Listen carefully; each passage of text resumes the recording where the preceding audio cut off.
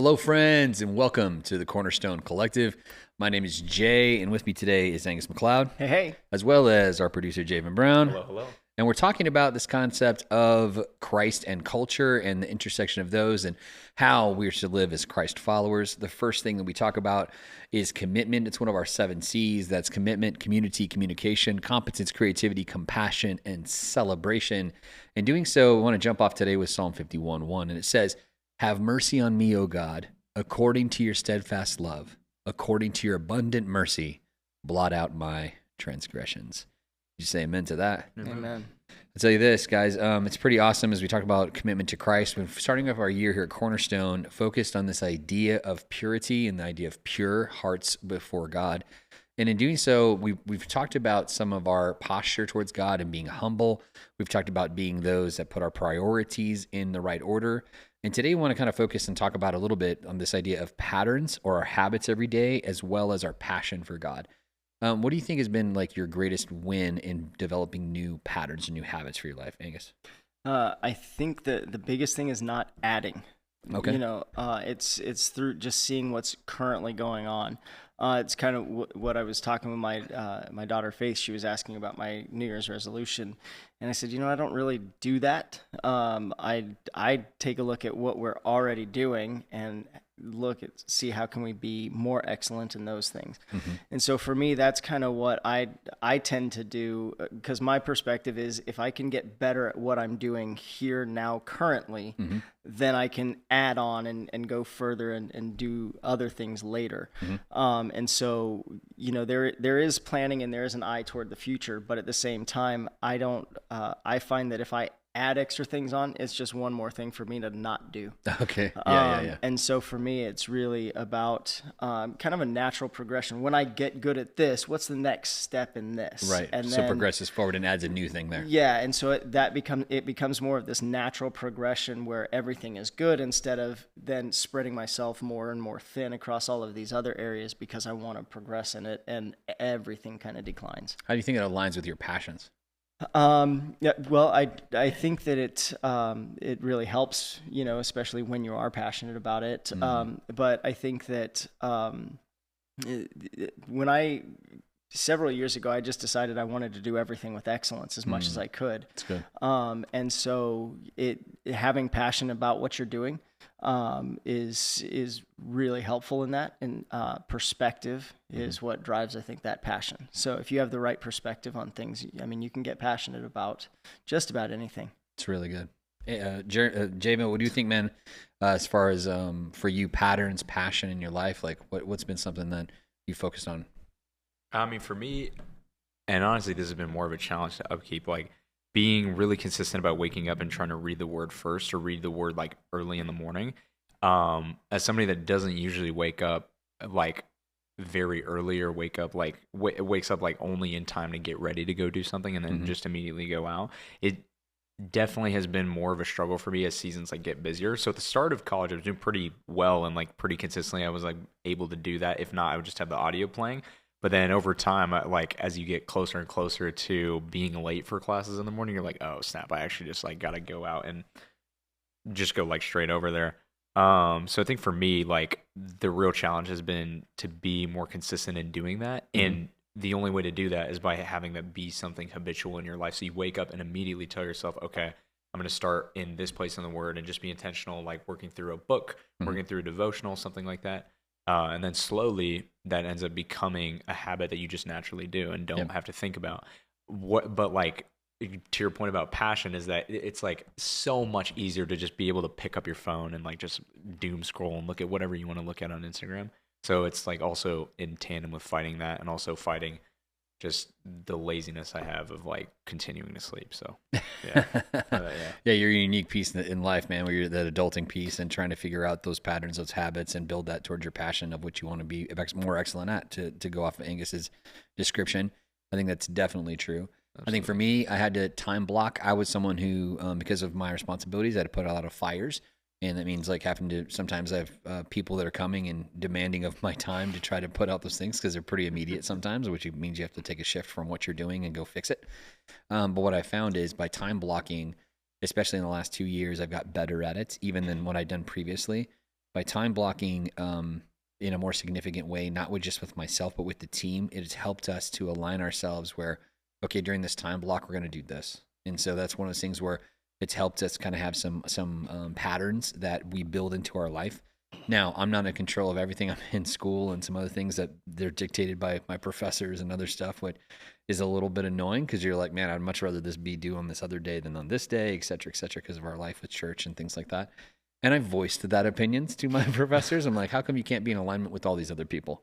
Yeah. And it's because it's more convenient for their life, and therefore they're going to make their pattern. Yeah. And so it is what it is. But in learning that, it's been, okay, if I'm really passionate about seeing these things become a goal, then I need to build a pattern that's going to make me be successful. Mm-hmm. And so I've been doing more and more of that and trying to do it. One of the things I was challenged on, and actually Angus highlighted it on our previous podcast, when he was talking about some of the things that he's been doing and trying to be someone who has takes that break and it's intentional to recharge, has been someone saying, listen, you need to go and take a break that actually rejuvenates you.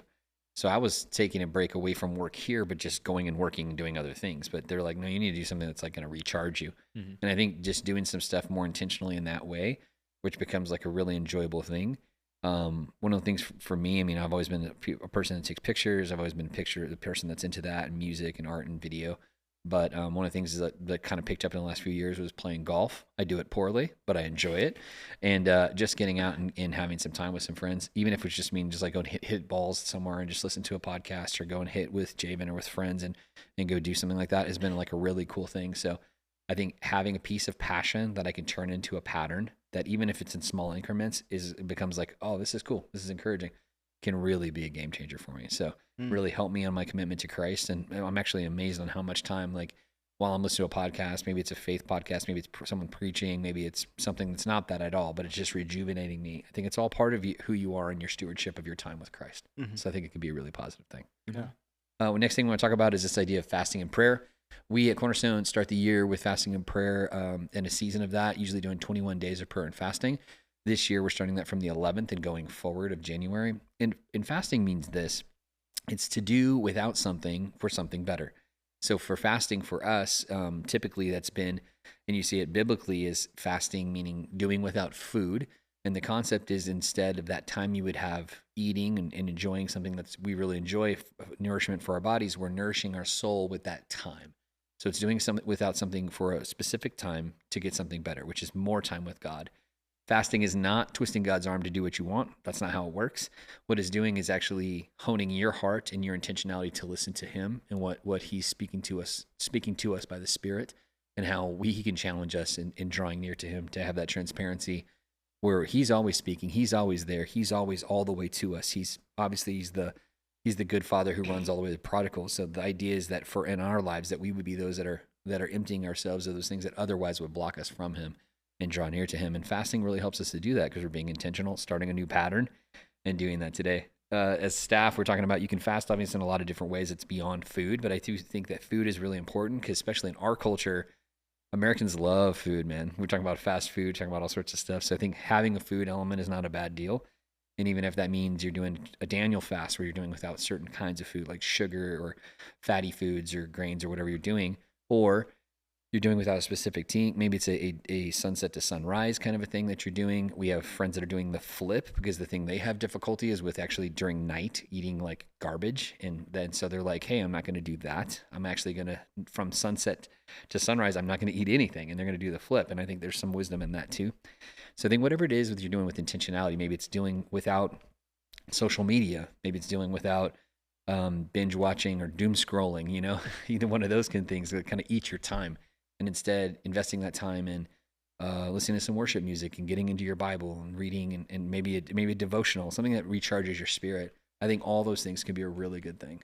And so we've also put out a prayer guide that helps people kind of direct their prayer, and they're a part of those prayers every day. It just takes a little bit of time. They read some scriptures and encourages us to pray together corporately on what the prayer would be. And so that's something to really enjoy, is that we do that together as a community of faith. And so everyone's in it together. So it makes it very much like be a community event and something we're doing with that.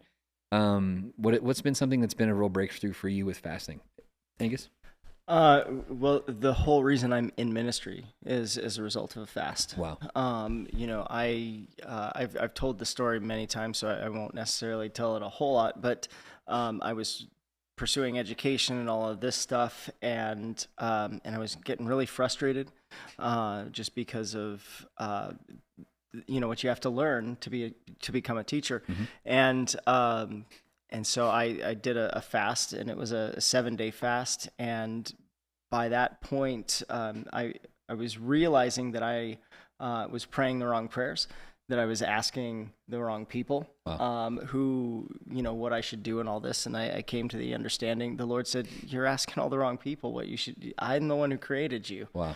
And so I finally was listening enough to hear that. And then that's when I received the call from ministry. Some other people kind of ratified that. Yeah. It was really cool. So but a lot of really incredible things have happened in my life as a result of fasting. That's awesome. Very, very cool. Javen, how about you, man? Have you got into fasting? Is something that you've participated with? Yeah. I mean, like for last year I did, I don't know if you and Mom also did this, but I essentially did Ramadan for however long we had the thing. Just not Ramadan, obviously, but like the concept. Yeah, the basic like idea of the fast. So I would go without food and without water from like sunset to sunrise. And it definitely like you can definitely feel like the spiritual element behind it because of how much your flesh just wants to eat, or how much it's like yelling at you that it's like, I need food, I need water. And especially during seasons where like I'm playing soccer, like I need to be physically active, it was definitely difficult to do.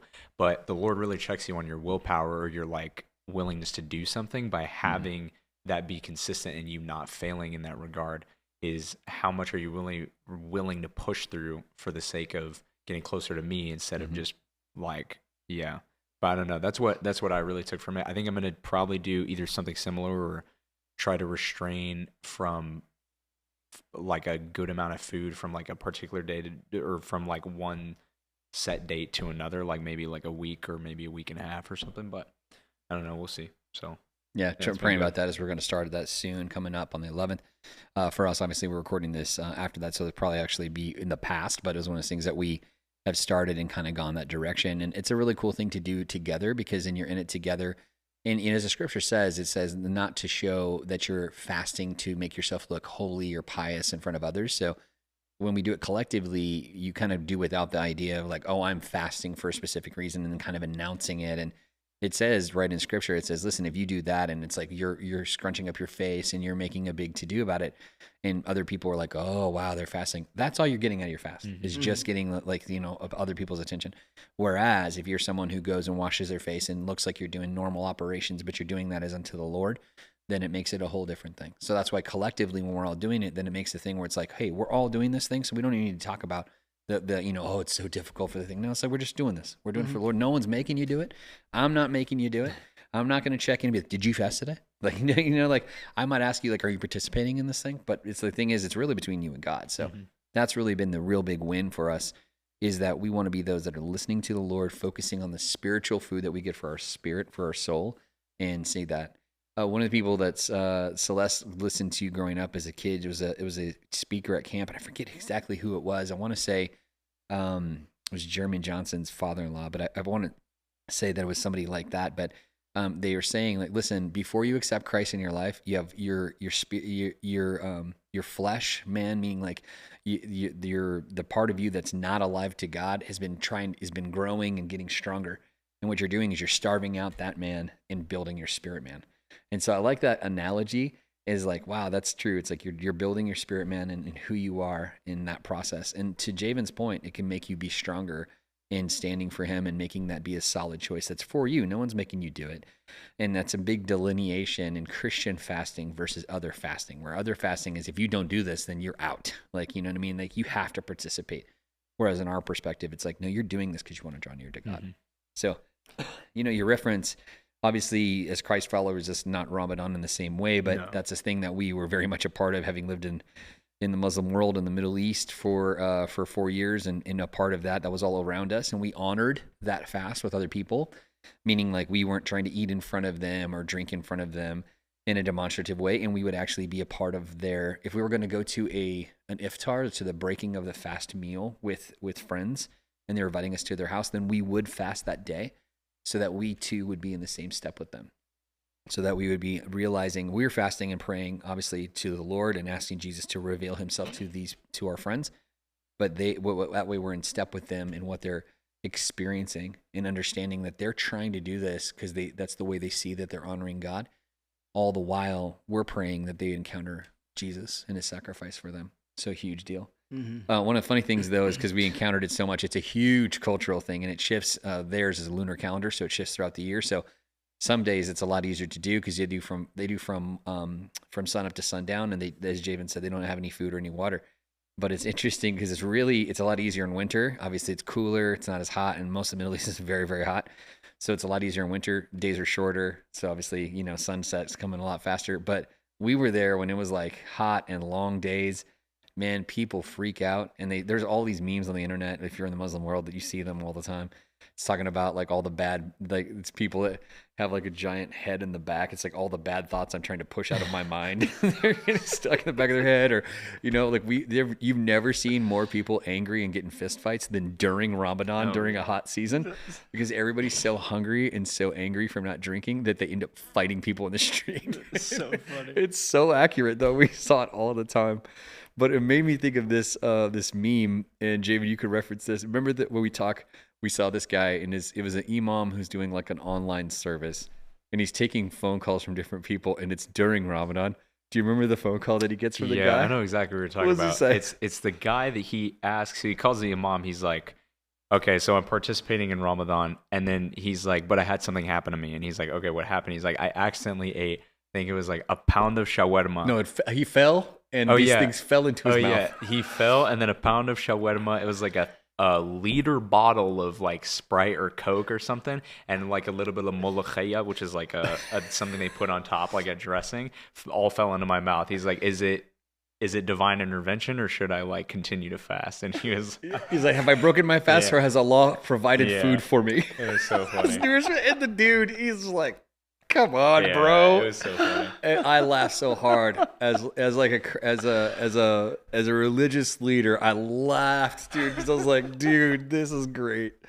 Because obviously the guys try to get a shortcut through their, do the deal. Should I consider that God has given me food or not? Dude, I die laughing. Sorry, it'd be really funny. It's so funny. And it's really good, especially if you're in that context, because you definitely see where they're coming from and what's happening with them. So absolutely. Pretty good. Hey, something that was a reference is pretty cool was that our Cornerstone podcast, which is the sermons and the different things that we put out that are our services, we have that as a podcast as well. You can check it out, cornerstoneaz.org, and you can find that as searching that same term on Apple Podcasts, on Spotify, and anywhere else, on YouTube, and anywhere else you want to get a podcast. But we found out that, I think it was from our Spotify, that our podcast has been listened to in 32 countries, with our top cities obviously being Phoenix, where we're from, which a lot of our community of faith is from. Also, over in Europe, in Frankfurt, in the adjacent area, which is there's big military bases that are out over there, as well as in Dallas, which I thought those were interesting as being our top three. Huh. So kind of an interesting insight. That's we have some cool. friends that have moved to Dallas, and maybe that's part of that, and some different things there. Students that go to SAGU that we know and other things, so maybe that's part of that era. But I thought that was kind of cool. That is cool. So definitely some people that have taken note and connected with us. So shout out to those who are listening to wherever you are across the world. We love you, appreciate you, part of the collective. Yeah, thanks. Hey, one of the cool things that I saw, Pastor Chad Veach, he's out of Zoe Church in LA. He was talking about the difference that it takes in those that take notes in church and how much we actually retain by the different participation levels. So you need to go and check it out. It's on his Instagram and take a look at it. But he was sharing this. He said, if you just listen to a message, you most likely long-term retention only 2% of what you hear, which I thought that was interesting. I was like, wow, only 2%. He said, if you take notes, so he's encouraging people to take notes. If you take notes on what you're listening to, then it's actually 20% of retention. So they actually will call it 20% of the information that they do because they've taken notes. So they heard it and then they've written it down. So it's a secondary action. He said, however, if you're someone who listens and then you take notes and then you teach someone or tell someone about it, you actually will retain 67% of the context. And I was like, wow, that's so powerful, man. that we need to be those that are, as we talk about often, we are good stewards of our time, our talent, our testimony, and our treasury or our money. And so the idea is that we need to use our testimony in that same way to be those that tell the story of God. And that's what is really powerful about that, is that we're telling someone about it. So I thought that was cool. I was like, man, we need to be those that are taking notes better and teaching someone better. And that's hard in a day of auto note takers and other stuff like that, where we just record and it automatically takes the notes and gives you the bullet points. It's like, no, but actually physically taking notes builds it into you that you can retain it in your mind a lot better. So I thought that was pretty cool. Yeah. What do you think in your guys' lives? Does that ring true? Does that sound about right? I have a really hard time with taking notes. I'm an auditory, I kinetic learner, those kinds of things.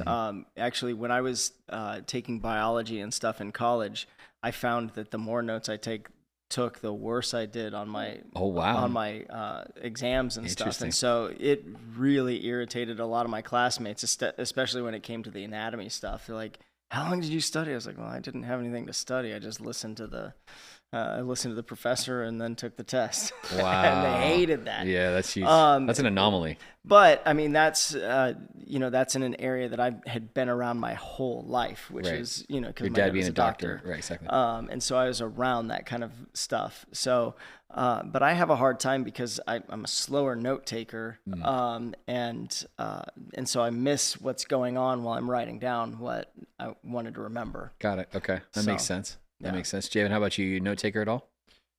I mean, if I take notes, it's probably on the notes app on my phone. Yep. I try to minimize writing as much as I can, just for the sake of, like, it feels like it takes too long to actually get what you want out of writing. Like, you just have to like, the concept of typing something, whether it be on a phone or on a computer, is way faster, and you can get way more information out in the same amount of time than you can like writing. I understand the benefits to writing, but it's like I can't get myself to do it. So I will take notes on my phone, but once again, because it's also on your phone, the notes app is not going to be one of the first things you check in comparison to like Instagram or like TikTok or I don't know, a plethora of other things.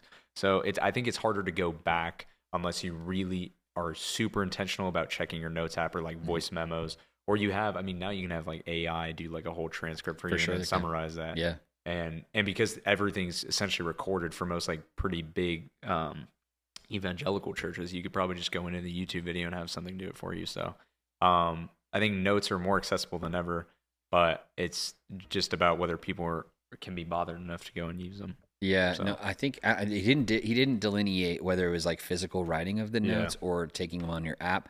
Same, like I had to give away all my paper book library when we left France. It was just something that as we were headed to a different direction, we weren't able to bring everything with us and ship everything, so we gave them to friends. And that was like a big thing. I love books. I love reading. I love paper books. I love the tangibleness of it. I love like that feeling of being in a room with books. I think that there's something great about that. However, it made me move to digital completely because I was like, well, I have to adopt this. And so even though now I still have tons of paper books, much prefer them to have a physical book. I have it as digital as well. So it's like if I buy something, I'll buy 2 copies. I'll buy a digital version and a paper version because though I might write and highlight in this thing, I want to have the other one so I can accessibly just reference it whenever I want to. Yeah, exactly. And so there's something about that. But I take notes, tons of notes on my app. So I do that all the time and live in my notes app. So I think that's something that's really positive. But I think the other side of that too is also very interesting, is about telling others. And I think that's the difference is that if you can put that in actually to explain it to somebody, then you really understand it. Yeah. So I think that's probably very true as far as the statistics of where it's coming from. Yeah, and I find that to be a key component. Growing up, it was see it, do it, teach it. Right. And man, there's so much power in that. Yep. So much. Yeah, I think if you can explain it to somebody, it makes all the difference. And to your point, that's mentorship, right? Is that you watch me, you help me, I help you, I watch you. And so it's exactly what you're just saying. And once they can get to where they can teach it, then that's the game changer. And it's over. They know the content. Yeah. So I think that's the real interesting thing, especially as I went from undergraduate to graduate. Graduate is all about explain to me what you learned. And that was like way different than just take a test and regurgitate information. No, it's like contextualize this information into, and that's really what a PhD is about, is that, okay, this is the concept you learned, like organizational motivation. I just went through a course. Okay, take that into context, give us a setting, give us a problem. How are you going to apply the things you learned? And it's very good because it's like taking direct information putting it into application. Yeah, exactly. They get to prove that you know what you're talking about. Yeah. So that's a pretty good deal. I really like that concept, and I think I'm encouraged by that. So thanks to Pastor Chad, and shout out to him. We've been a part of the Zoe Conference and Pastors Conference before. Really dynamic. Really appreciate him, his team, and his colleagues, his friends that he's friends with. It's really encouragement to the church and to me personally as a leader. So I want to say shout out. Appreciate you. Hey, one of the things that we saw, both me and Angus saw, which was pretty cool, was we saw this. It was from a Harvard professor. It was online. It's a reel that's got a lot of momentum, become very viral. It's habits that fix your marriage. And he gives you 4 habits to apply to a marriage that will help you have intimacy, help you stay together, help you communicate well with each other. And this is some stuff, man, you need to kind of take, Javan, and put it into your brain for the future. Will do. When you find your Christian Shakira, and that Pastor Raul was helping you learn Spanish to get down down there in Colombia. Whenever you find your Christian Shakira, that this will be what you guys use after you get married. So the things he said was this. He said, first is that you need to have more fun together, which I think this directly connects to like previous podcasts we were talking about, like Memory Christmas or making memories we talked about on our last podcast. It's directly that. So we said, have more fun together. I think that's applies. What do you think, man? 100%. Yeah. You know, though I'm not a trained counselor or anything, being in this position, you do a lot of counseling. A lot of counseling, yeah. And what's crazy is, I mean, we all like to think that our problems are unique to us. We walk out the same problems differently, is what Yes. I'm finding, is like so many of the problems that I had in my marriage are the ones that are currently going on and have gone on and will go on. Absolutely. And so being in that, this is one of those things that fun, you see it across the board. It's no longer in the picture. Yeah. Because they're enemies. Absolutely. You don't go out and you don't hang out with your enemies. That's you don't true. hang out with your friends. And by the time a lot of people get into counseling, they're no longer friends. Yeah, they're seeing each other as the opposing person. Mm-hmm. They're fighting for their will versus the other person's will, and seeing the other person's will as antagonistic towards their own perspectives or their own drive or what's really right or etc. So I think having that thing that where you have fun together, it's creating memories together. It's being a positive spin where you're having. It's the reason you fell in love. It's the reason that you got together. It's the reason you're committed to each other. For many people, it's the reason you have a family together. Mm-hmm. And it's that very thing is that you want to have that fun moments. It's why we talk about so often, date your wife. Yeah. And be a man where you can step up and date your wife. Don't be a Sally and sit back and just wait for her to do something. No, take some initiative, like champ up. Come on, champ up, champ. You know what I mean? And get after it. So buckle up, Buttercup, and do better. Yeah. And that's talking to the guys about this, because it's like, hey, this is on you as much as it's on her. It's like, hey, be someone who initiates something that's fun for her. Mm-hmm. I can tell you this. One of the things that Celeste and I figured out, even though we have lots in common that we really enjoy and we like talking to each other, we like having an adventure together. But the difference is lots of stuff I love to do, like that are hobbies of mine. She does not want to do them. I'm like, man, I'm like trying to get her to like golf so we can golf as we're old people. Nope. No interest. Bro, she's like, nah. I'm like, but it's really pretty. It's nice. I think I'm like trying to spin it to, trying to do. Yeah. She's like, no. Strong pass. Yeah. So, Boo, as you listen to this, let's go golf together. Yeah. It would be really fun. But I'm trying to get her to like get in the ocean and go scuba with me. I need a scuba buddy. And I'm like, dude, best friend, wifey. You know what I mean? Mi amor. Like, let's get after it. Let's go dive. And she's like, I will be the one person that gets eaten by the sea monster that they're finding out exists. Right. I'm like, girl, that's not true. That's not statistically accurate. She's like, I don't care about statistics. I care about the actuality of my alive brain thinking about the water. I messed up when we were first married. We went away. I don't know if it was on our honeymoon or not. I want to say some other thing after that, but could have been on our honeymoon as well. We were down in Dominican Republic. We were down in Haiti and had a great time in the island and swimming in the water. But we've been on a couple things early in our marriage where, she's got like her wedding ring on her diamond ring, got some decent rocks on it, and so sparkles in the water. And I didn't think about it at all. I got into free diving when I was really young, got scuba certified when I was my first year in college, then dove, around the place. And I'm like, oh yeah, cool. So I'm about to bail off this boat to go free diving somewhere in the islands or something. And I'm like, oh, hey, baby, spin your ring around so a barracuda doesn't bite your finger off, and just bailed into the water. And she's like, what? What did you just say? Because I'm thinking, I'm just going to keep her safe. Oh, yeah, by the way. Instead of like, take your ring off, let me put it on my chain. You know, like, let's keep it safe and away from you. Yeah. No, I didn't do any of that. So she's like in the water trying to keep her hand out of the water and swim, which is almost impossible to like tread water with one arm. You know, you can only kick cycle so much. And, you know, her mask is full of water and fog, and she doesn't know any of the tactics. And I'm like, oh, dude, I'm not winning on this. So I messed up early. I should have done like all the walkthrough, showed her all the stuff, taken her gear off, put it in a safe place. I didn't do any of that. So gents out there, if you want your wife to get in the water with you, do the other thing. Yeah. You know, the surf kids, skateboard kids, snowboard kid, no interest in that. Yeah. Celeste, when she was young, she had her good friend, which shout out to Dre. Dre lives in Thailand. They're doing great missions work there. Her and Johnny, they were on a ski lift together, and she was holding Dre's poles, ski poles. Somehow, Dre was like, oh, thanks, dude. She's putting her gloves back on or something like that. And so she goes to get her ski poles, and as she pulled her poles, the poles caught Celeste's outside ski. And so as she pulled her, Celeste slipped off a chairlift. Oh no! They didn't have the bar down. Yeah. And so she slipped off the chairlift and fell 40 feet. Oh my off goodness. the chairlift into the snow. Now, thanks be to God, she was okay. She hit like a drift or something, but dude, she slammed. They had to like bring her down on the toboggan thing. So hard pass on me getting her up on the mountain snowboarding. So you gotta find things that they are excited about, that they want to have fun doing. So have fun. That's the first thing. Yep, common interest. Number 2, they say you need to pray together.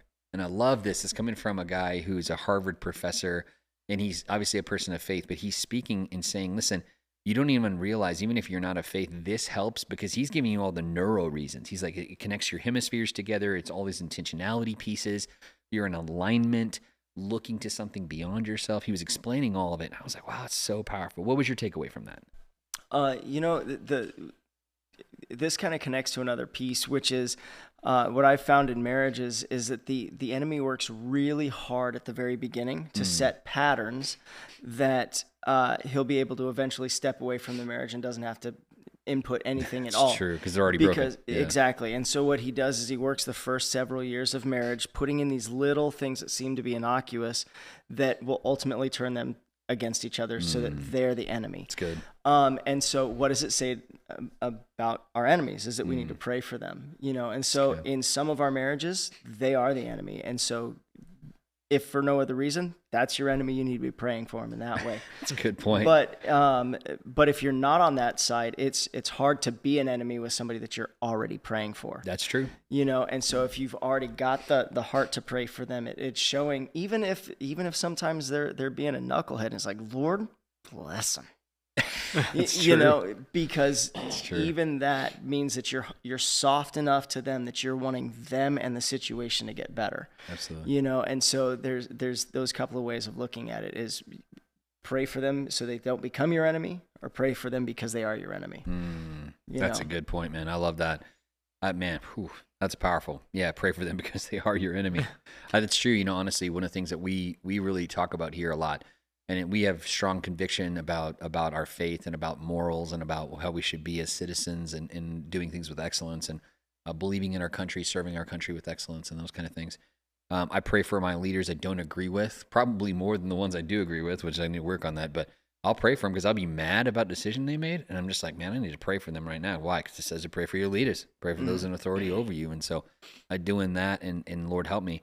And to your point, the more you pray for people you're upset with, the better you are in your heart posture towards them, and you can have a different compassion. Though you might be rightfully in a justified reason why you're upset, to pray for them, man, it helps you kill them with kindness. It's a different perspective, a different attitude. And I think in our marriage, even more so, that we would be those that are intentionally praying together, have an alignment on our heart and our goals and our priorities for our family. And man, what a difference. So huge deal. Javen, how about you, man? I mean, obviously you haven't been in the serious relationship thing yet, but could you see like the benefit of being someone who has fun with people, being someone who prays together? Oh yeah, I mean, absolutely. I think just like fully being present with your spouse is like probably the most important thing foundationally within a marriage, is that like, as long as you can, because love is a choice. It's not like a feeling, because if it is, then what's the reason of marrying anybody if you don't feel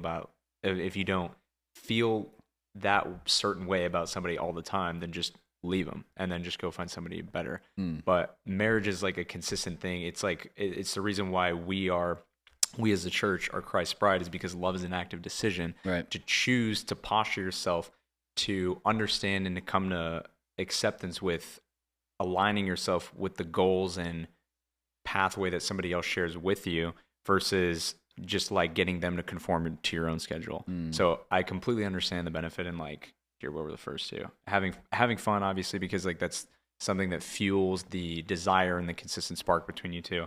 And then praying together because you keep Christ at the center of everything you do. So in that sense, and then as you continue to have kids, they also model after that. And then it doesn't just become a thing where you guys are shared roommates with more responsibilities and dependence under you, right. but instead you guys are actually postured towards something better than yourselves. That's true. That's why, like, you know, whenever your mom and I are like giving a hug, I'm trying to get that Mac on. Just trying to prove, Exactly. model what it means. Exactly. We were joking about that at staff today. There's a viral thing that's going on right now where there are moms that are in front of their kids and talking to their husband and calling their husband daddy in front of their teenagers. Oh, gosh. It is hilarious, and they're like, "That's right, daddy," and the kids are like, "What?" Yeah, and they're real. freaking out and falling apart. Dude, when I saw it, I laughed so hard. I had an earphone in. I was just like watching random stuff, and it pushed it up on my reel. I laughed so hard. I was like, dude, that's hilarious. And so I was like, man, yeah, that's really funny. But, you know, trying to keep that spark, man, having some fun and trying to keep it together. And I think, you know, praying in alignment makes a big difference because once you have that spiritual element where you guys are in alignment there, lots of premarital counseling I've done is trying to get people on the same page spiritually. Mm-hmm. And it's interesting. I would say more often it's the husband that needs to align more with the scripture, but not always. Sometimes it is the wife that's not there where the husband's at in his walk with Christ, and to get together on the same page where they have the same agenda and they're praying the same thing, that makes a huge difference. Yeah, absolutely. Well, and with that, yes, a lot of times it is the husband who is. There's also the other side where you know, being a scriptural wife in order to be able to expect a scriptural husband. Absolutely. You know, and so it's not a one-way Absolutely. thing. I mean, Yeah, it's together. really, Yep. you guys are coming together to work Absolutely. on yourself, Totally. you know. Two or one. That's right. Yeah. 2 or 1. Yeah. So good. Such a good point. Such a good point. And to that end, I would say this, you know, if that's the case, and the husband is a Christ follower and he's praying for his wife, then be the kind of husband that she would see you are being like the husband that Christ is to his church, where sacrificial, making all things worth following, come alongside, all those things. And if your wife is praying for your husband and he turns to Christ, then understand that he needs to serve Christ and to lead your home and to do those things and to be aligned side where you guys are doing things together.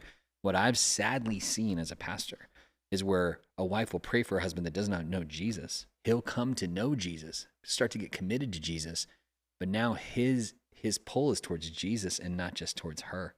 And she's not willing to let go of him to lead and to go and to be together towards Jesus in a positive way because she doesn't have the same pull on him anymore. And she'll pull him right out of church. I've seen it so many times where a dedicated woman to God, well, because she's losing her grip on her husband, it breaks my heart. Because I'm like, guys, you're together on this. 2 or 1. You're together on this. Understand that he needs to follow Jesus. He needs to have a heart that's after God. And to be a true man who takes the steps and leads the way and is brave and provides and all the things it needs to do that you want him to be. But that means that you're going to have to lose some control. And that's all right. And so that's the hardest thing. So, man, let me encourage everybody in that to really do that. The third thing that they talk about, have fun together, pray together. The third one was really interesting. Have eye contact. And the guy was talking about like minutes of eye contact every day where they sit and look at each other. I know exactly. You're like, what? That's real bizarre. But the reason he says is because it triggers in people and specifically in women, it triggers a connectivity. That's such a strong element. It's actually like a thing that's released in your neurosystem that it has such a strong connection to it that it reinforces the why. And so it's a thing when looking a person in the eye. It's what we talk with our children all the time. You know, look people in the face. From the time you're young, we talk to look people in the face. Don't keep your heads down. Look people in the face. Why? Because it shows that you're confident. It shows that you value them as a person. It shows I'm paying attention to you. All the reasons. And I was like, man, it makes a lot of sense when they started to say that. I need to do that. Even though I love my wife, like we're going on 20 this year and you guys just crossed 20. It's like, man, we need to do more of that. I'm just like looking at her, I was like, what's up, girl? You know what I mean? Like, and he was saying, you don't even need to say nothing. Like, you just need to lock it in and you're just like, it builds that deal. What was your takeaway from hearing that? I think a part of it, because it reminds you of who you're in this together with. Good. Yep. You know, because in marriage and in life, especially once you have kids and all that stuff, you start going forward. And when you're facing forward all the time, you forget to look at each other. Absolutely. And again, you know, coming back to this whole enemy thing, if you've got them made up in your mind as the enemy and you're not looking at them to say, oh, wait a minute, that is the person I fell in love with. Right. Then you don't have visual input to go against your mental input. Exactly. Right. That is the enemy.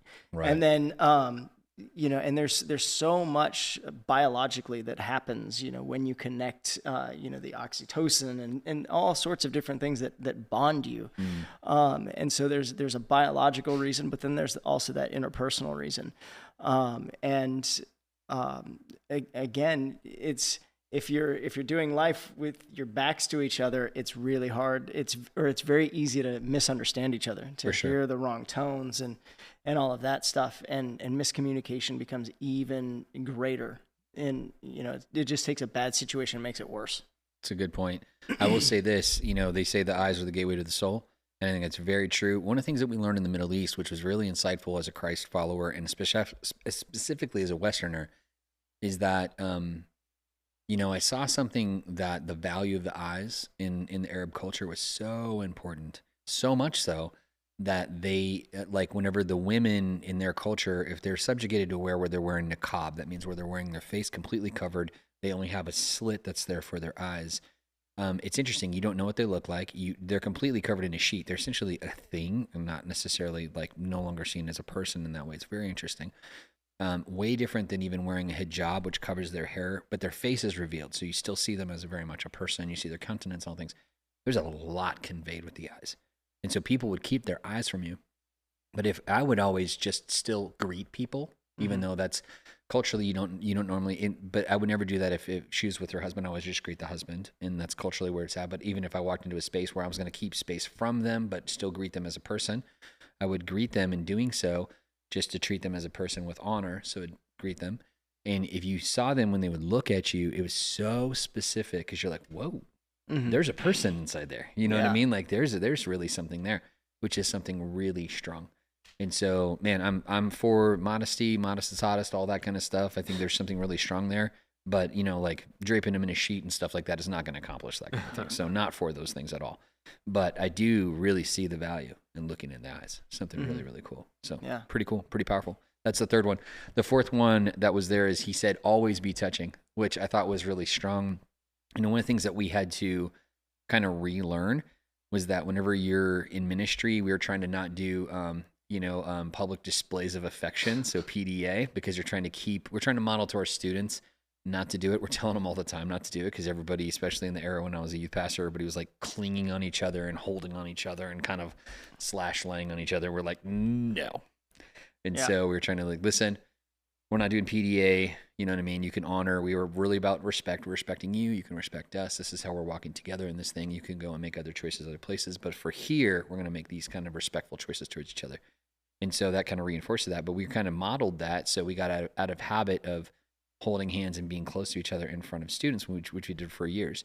And then later, as we moved to the Middle East, that's not a thing. Like you don't do PDA like at all. So you walk through the mall, you don't do any of those kind of things. And I remember Celeste said she was living in Bangladesh. She was there with some American friends and they would go to the American Club, which is like a thing they participated in. And it had like a place to have a restaurant and a place to work out and a pool and things like that they couldn't have in Bangladesh and other places. It's a very strict Muslim country.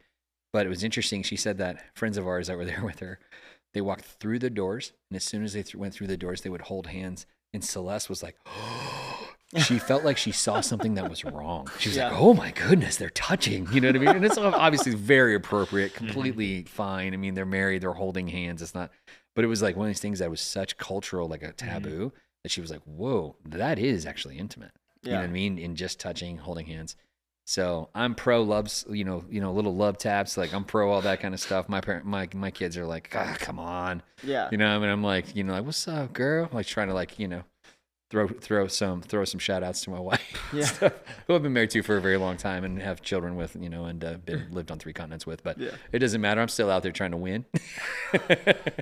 So, what do you think, man? Always be touching. I think that it's an incredible bit of advice. One of the things, and I think it's important to clarify what touching means. You Correct. know, that does not necessarily, it's appropriate touching. Right. It's and it doesn't necessarily have to be that's leading towards sexual anything. Yeah, for sure. You know, but one of the things that is just that I think a lot of women don't understand is the power of their touch. Yeah, huge. You know, I mean, there's a lot more that's coming out, that they're doing studies in the biology of what happens. But, you know, when a woman puts her hand on, you know, on the back, nobody touches a man's neck. For sure. I mean, you think about it, men don't get kids get a lot of affection, women get a lot of affection and touch, right. But men don't, because touch usually happens as a result of aggression. Yeah, I was thinking people that touch my neck usually people I was wrestling with in high school. 100%. Or fighting with in college. I mean, if somebody touching your neck, that's you know, that brings something else up. Totally. But to have somebody that you trust put a comforting hand on the back of your neck, I mean, biologically it does incredible things, but it just it calms your nervous system and all of that stuff. Serotonin kind of. Yeah. And again, it reconnects. You don't let your enemy touch your neck. Totally. You know, you don't protect your neck, man. Yeah, you don't let your enemy come within these certain bounds. And so if, again, do you want to make yourself an enemy or do you want to keep yourself from being an enemy? For sure. You know, and so that ABT, always be touching, that's preventative maintenance as far as I'm concerned, you know. I agree. And I think too, the other side of it is so profound is that, you know, guys, they receive love. A lot of people, you know, you're talking about the 5 love languages, and, you know, a lot of them, obviously they're more cerebral. It's like gift giving, gift receiving. It's like, you know, like quality time. It's, you know, words of affection, and it's physical touch. So many guys are geared on physical touch. Why? Because that's how you know that's your wife, that's your woman. Like this, you guys are together. Like it's it's that she's the one that you know, before God, that you guys are together, and all this is kosher. It's all good. It separates her from all the rest of creation. Correct. The reason that I'm not that way with any other woman on the planet is because she is my wife. That's correct with her. So I'm not doing that. I'm not touching another woman in that way. I might say hello, give them a little side hug or something like that. Very appropriate, very much like in front of other people, all that type of stuff. So we're going to keep it real legit. In that way, you're not breaching into anything that's inappropriate or opens a door to something that could be inappropriate in the future. And that way it also reinforces that they are getting that from their wife, where he's not going to go look for that somewhere else. Yeah. So, Javan, does that make sense for those things that we're talking about here with the touching, appropriate touching, and those kind of things? Totally. I think that's just how a normal marriage operates. But like, people become so desensitized to it as they get older because they just get like so wrapped up in their own schedules or within their own careers or within all the responsibilities that they have. And then when you throw kids on top of that, it's just like your kids are your sole focus most of the time. And then people tend to forget their spouse. So, no, but it definitely makes sense. Like what you guys are talking about, to really be intentional in essentially winning the love of your partner every day.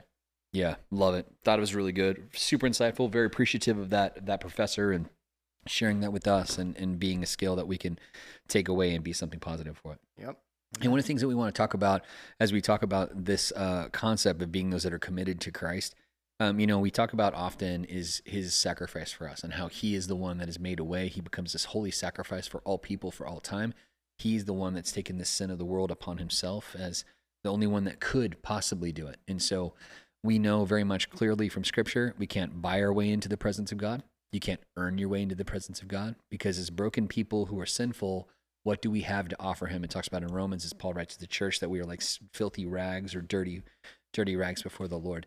And so in thinking that way, we accept his sacrifice for us. So it's him being willing to lay down his life for us. And that's a huge deal. And in doing so, it shows how he has conquered, it talks about in Scripture, death, hell, the grave. And in doing so, came back alive and is alive today. So we have a relationship with the living God. And in doing that, what it does is the enemy of our soul, is we kind of name him as Satan, is the enemy, or this one that's against us. Satan is very much against us. He's very much someone who's angry about this. He knows he's lost in the end. That's how it works. And he's furious about this concept. And so there's something in our culture that's been all the way tied back to ancient cultures with this heinous thing of child sacrifice that's gone on. And in our current culture, we see that in abortion. From a Christ perspective, we see life starts at conception and not some mythical timeline of scientific thing and some fetus development, but at the spark of conception. And what's amazing is actually recent scientific stuff has showed the spark of life, and what happens there is so different than any other concept. Yeah. And I love that reinforcement. It's like, remember how you guys were talking all this noise? No, you've been lying forever. Mm-hmm. And, you know, all these things that people spin to be like, oh, this is a woman's right, or this is this, and this is the other thing, was actually spun out of the gates of hell. And that's something that's it's so belched out of this pit of hell to kill innocent children before they got a chance to breathe life. The people making decisions, they got a chance to have life. They got a chance to make a decision. And so you would kill, you know, they say it's a woman's choice. What about the woman that's inside this woman's body? What about my daughters that were inside my wife before they were born? Guess what? They had value then, just as they have value now as a person. And so this is something that is really I'm passionate about in my heart. I've had friends that have had abortions, had friends who got girls pregnant, that the girl had an abortion. And man, you want to talk about more of a heartbreak, more of a terrible situation. Even people who didn't know God in any way. And they knew what they were doing. And they have to try to rationalize it and my rights and okay. And what you're doing is you're burning down the whole situation. And it goes back to that. At the same time, man, God can repair and heal all those situations for people that have gone through those things. And in talking about it in culture, you know, it starts to talk about those things and how this is something that's happening. What we saw, and I was showing Javan just recently, was a very interesting thing. It was done by a young Christ follower, and they were interviewing young millennials on the street, millennials, and then even Gen Z, and they were talking about, hey, did you know that 1 in 3 millennials, they've already been killed? Yeah. And they're like, what? And they started unveiling. Javan, what was your takeaway from seeing that video? I mean, it was just interesting to see how people like just didn't really have a concept for how many incidences of abortion were like prevalent worldwide, because a bunch of people answered like in leading death cause for Gen Z, they would say like, oh, it's probably suicide, or it's probably like a health related thing, or it's like drug use, or a bunch of people also said, what do they say? Like gun violence. Yeah, gun violence, something like that, which is like such extreme marginalized cases that are just blown out of proportion by the media. Right. When in reality, you have like literally an international tragedy that's happening that has taken already a third of what our population should be. Correct. That is just swept under the rug. So, yeah, I mean, it was very eye-opening to see their response and to see how they responded. They were like, whoa. And they started to kind of like put it into their own mindset, like, oh, wow, I didn't realize it was that prevalent. I was talking to Javan about it. I said, listen, man, this is more than, it's obviously something that's heinous and something that we're against, but it's more than that. It actually kills your country. And the reason it kills your country is because now you don't have all those citizens in your country to be a part of your country, to make your country grow. And the way our country works in America, which has been a strength for us, is that we provide for our old people through this system where they have like a check that comes to them like at a retirement age, and lots of other Western countries have developed something like this. The problem, of course, is that if you abort all your children, then you don't have the people to backfill to pay into the system to provide for the old people. So by the time that I get there, there's not going to be any money in that system. And the time you get there, as the person who's now millennial or younger than that in Gen Z, there's not going to be anything, because there's not going to be the money to backfill, et cetera, et cetera. So just on the face, if you don't believe in the faith factor at all, it's against you as a citizen what these people are doing. Mm-hmm. And specifically, it's a higher prevalent number in communities of color, which is even sadder, because it's like, man, you want to talk about the diversity and the beauty of America, the tapestry of who we are as a culture of all these different people groups. So sad that's happening even in greater numbers in communities of color than it is like within white communities or something like this. Mm. And actually, the people that started things like Planned Parenthood and places that are abortion came out of people who very much were racist and were against people of color. And so they were starting these things to be able to kill off poor colored people before they had a chance to live. And I think that's absolutely terrible and absolutely heinous. It's completely against Scripture. I understand people's rights and their perspective of like, this is my right to do whatever. Many have lots of rights to do all sorts of things that'll kill you. You shouldn't be able to do that to people who haven't had a chance yet. Amen. So The Lord help us. I would say this, one of the things that we saw was Seth Gruber talking about it, and man, what a powerful statement he said. He was talking about how J.D. Irwin, who's an author from the past, wrote a book called Sex and Culture, and I encourage you to go and look it up. It's a very powerful statement that he makes there. He's talking about that the research that he did said that every single culture that has a loose sexual culture absolutely destroys itself. And he gives all these reference points about how your sexuality within your culture very much drives your ethics, and the core principle of your family and the family unit tears it apart, makes it not important. And everybody says, oh, it's about this and I don't need this and all these other things. Well, then there's nothing to building blocks within your culture, nothing to keep you cohesive, nothing to keep you going the same direction. And it absolutely destroys your culture. The one that everybody can think of straight away is Rome. And that Rome became this place where it was all about whatever I want to do, and they imploded, and it literally ate itself. It was not the other people conquering them that first conquered them. They themselves destroyed themselves, and then people just came and mopped up after the fact. Angus, what do you think, man? I actually was hearing about that. I don't know if this is the same thing or if it's just related, but I was hearing somebody that said that once you get to that point, you've got 3 generations before the collapse of your society. Yeah. And so... if you take, and what they were saying is, if you take a look at that this is what happens across all cultures, that once you have the sexual revolution and all that, and you remove the sanctity of life, all places where we're at, you've got 3 generations to turn things around, or you will fall just like Rome, right. Just like any of those other great civilizations. So then they said, where's America at? Right. And so we're right about that 3rd generation. Yeah. Sexual revolutions in the 60s. Yep. Absolutely. So we're right there at that 3rd, 4th generation, that if we don't make some big changes, we might all be speaking another language. That's totally true. And see ourselves absolutely implode from the inside. Mm-hmm. The Lord help us, because all of us make mistakes. All of us fall short. So it's not a shame on anyone who's made a decision like that in the past. There can be healing and restoration for you. I've seen it happen in people's lives, people that lived a completely different life set, and God has restored them and restored who they are as a person, and given them a peace that cannot come from anything else except for Jesus Christ. Mm-hmm. Praise the Lord. Second thing we want to talk about today is creativity. We've talked a lot about technology and about the use of technology, and that's been pretty interesting. One of the things that Angus and I recently did was that we were doing a project inside the church. It's something that we've had some video panels. We're kind of expanding our video panels and our display stuff at the church. We were putting up some what we call ribbons. It's like video panels that are kind of in long, straight formats. It gives people more ability to read the words to songs or scriptures. And so we were putting those up, and we needed to use a lift to do that. And to get it inside the church was quite the factor, because obviously it's not designed to do that. We weren't ever thinking about that in the past when we built this building in the 90s. And so we're getting a lift, have to put it inside the church and squeeze it in through doors and move chairs, et cetera, et cetera. But once we got it outside of the building after we had done that project, we looked around and realized that we needed to trim some of our trees. And so we love the trees. We have some olive trees in our courtyard in the front of our main campus here in Phoenix. And so in doing so, we're like, okay, we need to take advantage. We probably need to trim these things way back, like prune them all the way back so they can grow out and be in nice shape and have some longevity for the future. Also go in alignment with all of our insurance waivers, which are to give clearance off buildings, et cetera, et cetera. So we get out in there, and Angus, you put a flat top to those bad boys. We completely... Yeah. They all look like Charlie Brown's Christmas tree. We cut back pretty far on those trees, just because they do grow back really well, and because this is the 3rd time I've trimmed those trees since being on staff, and each time we've cut a little deeper, and this is by far the deepest cut.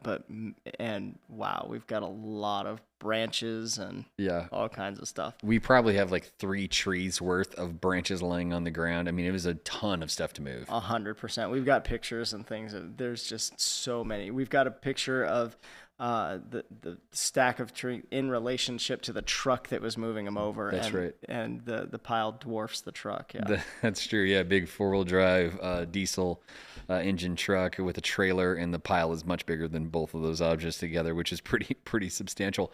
But this brings me back to the technology piece, because in China they are using lasers to trim trees and get it away from their power lines. And when I saw this, I was like, bro, what? This exists? Why do we not have this laser, man? Oh, it was incredible when you showed me the video, man. That was just incredible. I was like, oh, I had to pick my jaw up off the floor. I'm like, where have you been all my life? It cuts them super clean. I don't know where that laser goes. If it just goes indefinitely into space and starts cutting on satellites, I have no idea the distance on it. Obviously, I don't think it does that. But, it's obviously cutting clean through branches, and they're like scorched, like they are like cauterized. And I was like, whoa. And they just fall straight down. Fall straight down. It's like, choop, and they just fall straight down. And they're precisely positioning the thing and targeting it. They have a computer that targets it and sees all lined up. They're all wearing eye protection clearly. And for any reason to be around that kind of a laser. But man, really impressive. I was like, that is really smart. Yeah. So I don't know if we're using that in our country or other countries around the world, but shout out to them, man. That was pretty impressive to see what's going on. Yeah, but I have to say, I really enjoy running a chainsaw and doing that kind of stuff, being up in a lift, and so I don't mind running the chainsaw. Not too bad. Javen, what do you think, man? Lasers with cutting some trees and some implications. Any other idea what you use a laser for? I mean, we've seen lasers within like recent manufacturing used for a bunch of stuff, especially like as things kind of become more automized, like with robots and assembly lines and things like that. Yeah. That you see. You see lasers used a lot to cut like very specific things if they're like looking to make a model. So let's say they're making like a car door and they need to cut like a part of metal and then like warp it a certain way. They'll use lasers to do that instead of like taking like metal cutting. Yeah, exactly. Yeah. Because it's much easier to do. And now there's like actual technology that's like safe about it. And it's not like we're just like pointing a laser at something random and hoping that it works. So I think eventually we'll probably see it used for more stuff.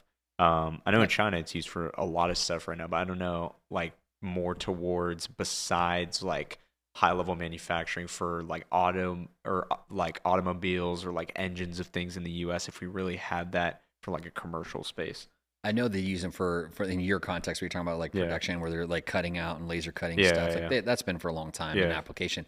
This is the first time I saw something where it was like, this looks like Star Wars, bro. They were like pointing a laser at something, shooting it, and like cauterized. I was like, what? I want to see the one where you can cut your bread, so it like cuts and toasts all at the same time. The laser knife. Yes, 100%. Like from Meet the Robinsons. I'm really interested to see how they like even obviously everybody always talks about that with the lightsabers, like with the math of a lightsaber. Like how do you stop a laser to be a certain length and have like an end to it? And how are they now just like carving up the whole room as they fight the battle? You know what I mean?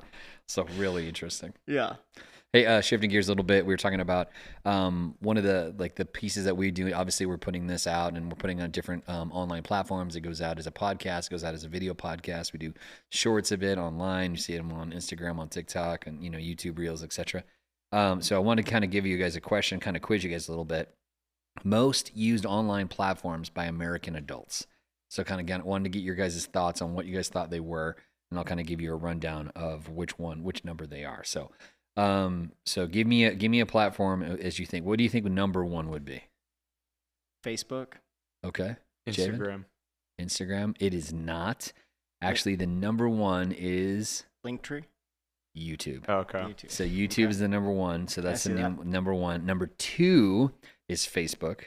And I think that's because the implementation by older adults, like, man, people that are like mid-40s or older, lots of them use Facebook. Like, that is what they use. Mm-hmm. And I would say kind of like 40s and below, down to probably like early 30s are mostly Instagram, and then kind of sub that mostly probably something else. Yeah. So it goes from YouTube down to Facebook. So 84% of adults, according to this, they use YouTube in some way. So watching videos or searching stuff or maybe even posting, but really interesting. I'm a graduate of YouTube University.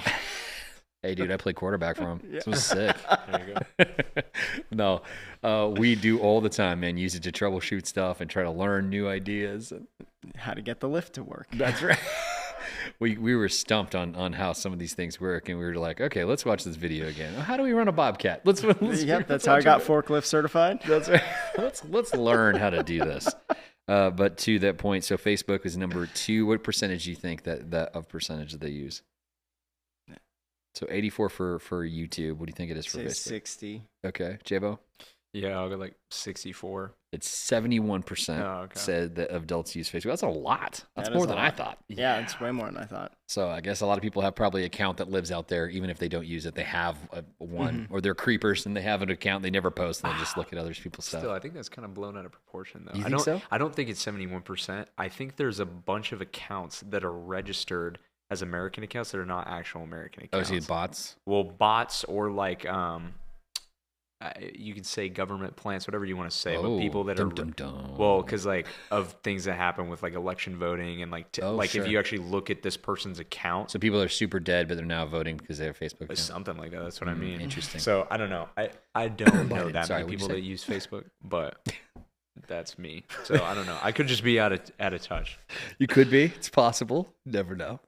It's interesting insight. I think it is probably higher than I was expecting it to be. That's for sure. YouTube made a lot of sense. I think lots of people use YouTube. I know very old people that like their life is YouTube. They're like living off there because they kind of got away from what we were talking about in the previous podcast about like cable and like watching something that airs at a certain time. Like that's not even a thing for generations. Like it hasn't. We're the last generation that really had that experience. That was kind of the people that are millennials or the people that are kind of that. The hub between X and millennials, the Zennials, like we're the last ones that really dealt with that. Everybody after us was like, what? Free access to content all the time. What are you talking about? They've tried to emulate that by releasing things like 1 week at a time, which I still think is a bunch of malarkey. Just release it, let us binge watch it. Yeah, it's going to be popular anyway. But they're doing that kind of in waves. I know the recent one with Stranger Things was interesting because they released some and then they released more.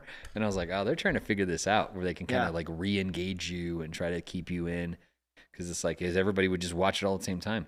Yeah, see, and I'll wait until it's all out and, then watch the delayed gratification aspect of it where I can have all of the show that I want. Yeah, and just do it. Yeah, the whole, I would say, interestingly, because I know that I was the last generation that did it because there was lots of shows that were only coming out in like one episode at a time. It was still on TV and very much like that. I was thinking of all these super popular shows like The Wire and like Breaking Bad and The Office and Parks and Rec. Every show is like crazy popular.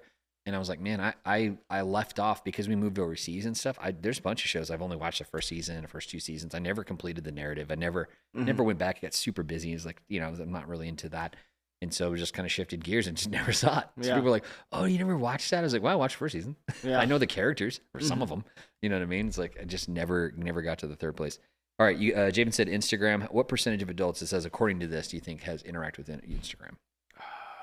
It's high for what I thought. Yeah, we'll probably go, okay, if Facebook was 71, I'm going to go Instagram at like 65. Okay. Yeah, that's what I would say. Really?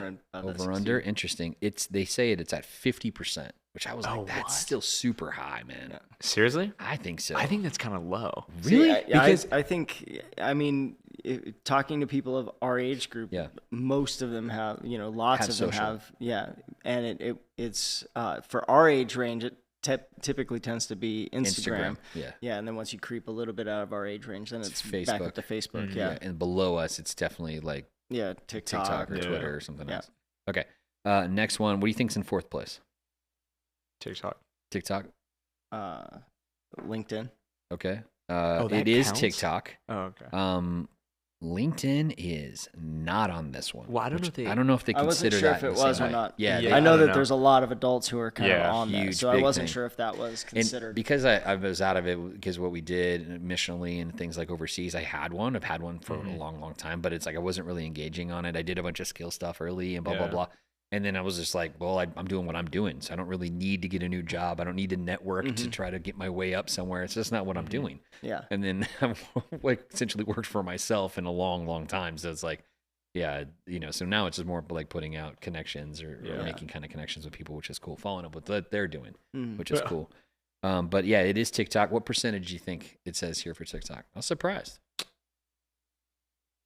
Higher than I thought, especially with all the China narrative, et cetera, and people concerned about China being in your phone and all the things. It's about 20%. Okay. Javen? The metric's adults. So says adults, American adults. It says percentage of U.S. adults who say they use platforms listed above. I'll go 37%.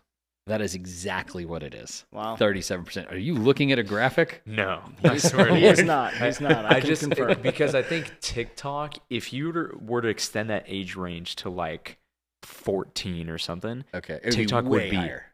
and Instagram would be so much So higher. much higher, yeah, Instagram sure. would probably be like 70%, and then you would get TikTok at like I'd say 80s? close to 50. No, I'd say close to 50s because I think Oh, if you just went down to 14. to 14 Okay, yeah, sure. because there are a bunch of people that are technically not supposed to be on Oh, I TikTok that are agree. on TikTok. Yeah, totally. But What's the cutoff for TikTok? I don't even know. I think it's 13 now. Is it? Okay. But I don't even remember. I had it back when it was like Musical.ly, so this is all like Yeah, we let you have it because it was like it wasn't the same deal. It was like a different thing. It was like, oh, it's music and dancing. Yeah, and then music was like suddenly you it's like do, all like- the other things. yeah, like lip syncing to an app that Right, or which to a you had dance some or pretty. whatever. We put that on a previous podcast. Shout out to Javan. You guys got to find his old Musical.ly. No, It's out there. no, It no, exists. It does. You should find Actually, it. I might have taken it. I don't even remember. Did you take it down? I'm I not think sure. I think I took it down, and then think so. one of my friends has all the videos because they saved it before I took it down. Shout out to who is it? Hussein. No, you know who it is. I can get these then. They can surface. Oh my gosh. Pretty great. We did come across some of the stuff and it was pretty great. I was like pretty impressed. All right, this is they're including some stuff I didn't think they would include. The next one up, what do you think it is? So it's online platforms. It's not just social. Online platforms, which I'm surprised LinkedIn's on that. Maybe Not either Twitter or Reddit. okay. It is WhatsApp. WhatsApp is the next one that's in a row. Okay. Yeah, so they have WhatsApp. If you're overseas, it'd be be way like more. That is the 95. number one thing that Yeah. everybody has. So straight away, the question that all we always got to ask was, what's your WhatsApp? So that was a way that people would set and connect. Dude, there's like whole things, especially in Europe. That's how people got news. They'd push it out on WhatsApp because they would try to block Twitter. Twitter was the thing that was used in the revolution. So people like all the Middle Eastern countries trying to block Twitter and X, common X. But they block it, trying to block it or curb it in a big way, or they turn it off and on, like access to it. But yeah, I think that's the way that people do it is because it circumvents that by being encrypted end to end and all that type of stuff. So what percentage do you think it's at WhatsApp? For this is U.S. adults, I was surprised it's that high. I think you just said, wasn't it like 24 or something? Did I say what it was? I thought so. I thought you said like 24 or something. It is not that.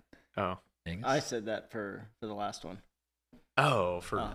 Oh, okay. I And don't then know. you nailed the. You nailed it. Yeah, you said 37% of TikTok. What do you think it is He's here like, for WhatsApp? who got the last answer wrong? Yeah, he's like, oh, let me relive that moment. Feel the feels of the moment. Yes. Look into my eyes.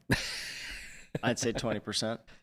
It is 32% is what they say is on WhatsApp. That's impressive. I'm like surprised by that. Same. On the deal. The next one you said was Reddit. So you put Reddit out there. Reddit is the next one after Yeah, WhatsApp. there's a bunch of people who use it. What do you think Reddit's at? I used to use Reddit a bunch. I don't use it that much anymore.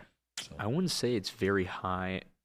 Maybe, I think like millennials would use it more because back when Reddit was like first formed, forums were actually pretty useful. Like you could use them for good stuff. Now Super it's just helpful. like, it's just evolved tirade to, of yeah, craziness. exactly. Yeah, for sure. Now it's Subreddits just like, are wild. oh, the most like politically motivated things you will ever see in your Or life. just like hyper ridiculous. Yeah, that's what Yeah. I'm saying. Some So of them are super based. Others of them are hilarious. exactly.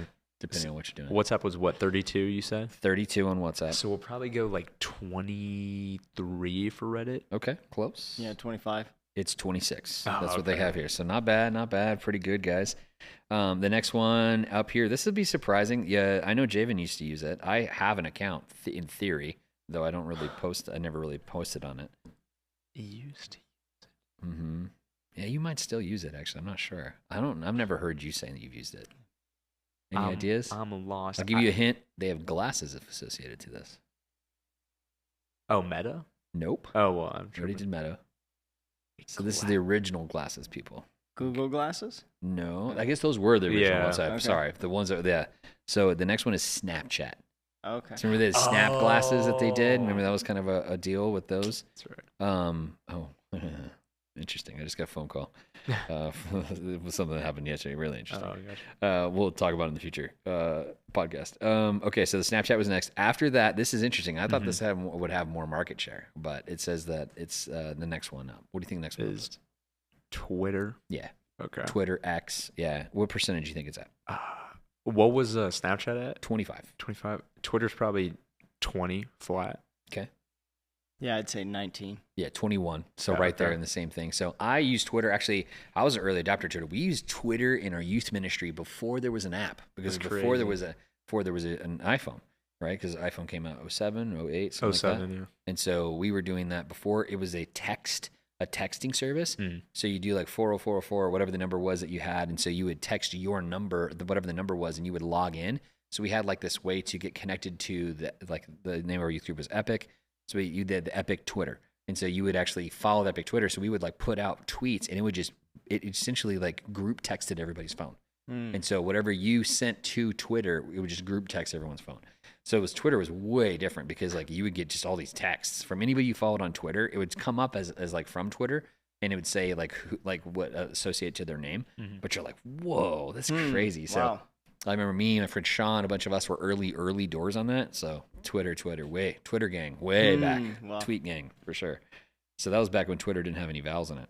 It was TWTTR or something like that, I think was what it was. All right, the next one after this was interesting. I was surprised that they included this, and I'm surprised they don't have a different one on here, which is be messaging, like from Meta. They don't have Meta messaging on here, which I think is pretty popular. Yeah. But they don't have it on here in this one. So the next one is actually, interesting. Update from the neighbors. Oh, snap. Yeah. Anyway, we'll go into that later. Okay. It's live stuff happening on the podcast. We'll explain it in just a second. The next one is, I'm just going to give it to you guys. I don't know if you'll guess this one. The next one is Threads. Oh, they count that as... They counted Threads somehow, which Threads is like a competitor from Meta via Instagram to Twitter. So it's essentially the same kind of platform. Yeah. Where you're doing, like, it has a lot more. You can write a lot more. It's just a different way to interact with the content. So I thought that was really interesting. Anyway, that's the next one that's on here.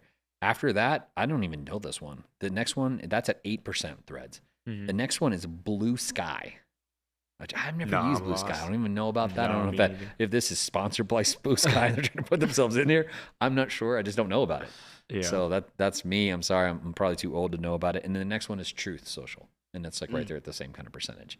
Which that's one like President Trump and a bunch of them are all tied to that. But I think it's really interesting that's kind of the platforms that people use to communicate. So I was sharing with Javen. I was like, listen, man, we gotta do better on our Facebook stuff because there's a whole bunch of people that are out there that use it that, we're focused more on like, pushing on the younger platforms. It's like, no, we need to engage this other thing too and see it go out. So pretty interesting for sure. The next thing I wanted to bring to you guys, which is interesting, was in the idea of creativity, was we're talking about AI and China robots. Man, you are using a police robot that is a gigantic wheel. Have you guys seen this thing? No. Oh, dude, it's crazy. And I'll run it to you guys to show you like a picture of it. It is a huge wheel that it's self-leveling, auto, all this other stuff. I've seen it take hits from bats. It self-levels. It can drive over stuff. It can drive over curbs and upstairs and up all sorts of stuff. It's just a giant wheel. So think about, for people listening, think about a yoga ball or something that size, but heavy and mechanical and can drive at you. It has cameras, sensors. It can shoot nets at people. It can shoot like pepper spray at people. Oh, no. It is crazy, man. But it will literally chase people down on feet that are like dangerous. So instead of like an officer chasing them down, it can go much, much faster. Obviously, it can't climb a fence. So, if someone's like good, they can jump a fence, maybe they have advantage. But this thing can chase people down on foot and it essentially just runs them over. And parks on their legs. And so it was crazy to watch it. I want to grab my Indiana Jones hat and fly to China. Great point. Yeah, it's like a smaller version of the Indiana Jones ball coming to crush you. Or if you're my height, it's kind of like being in the real action movie. It'll get you the leather jacket, the satchel, the hat. I'm 100% going whip. to China. It's on my bucket list now. Run from the...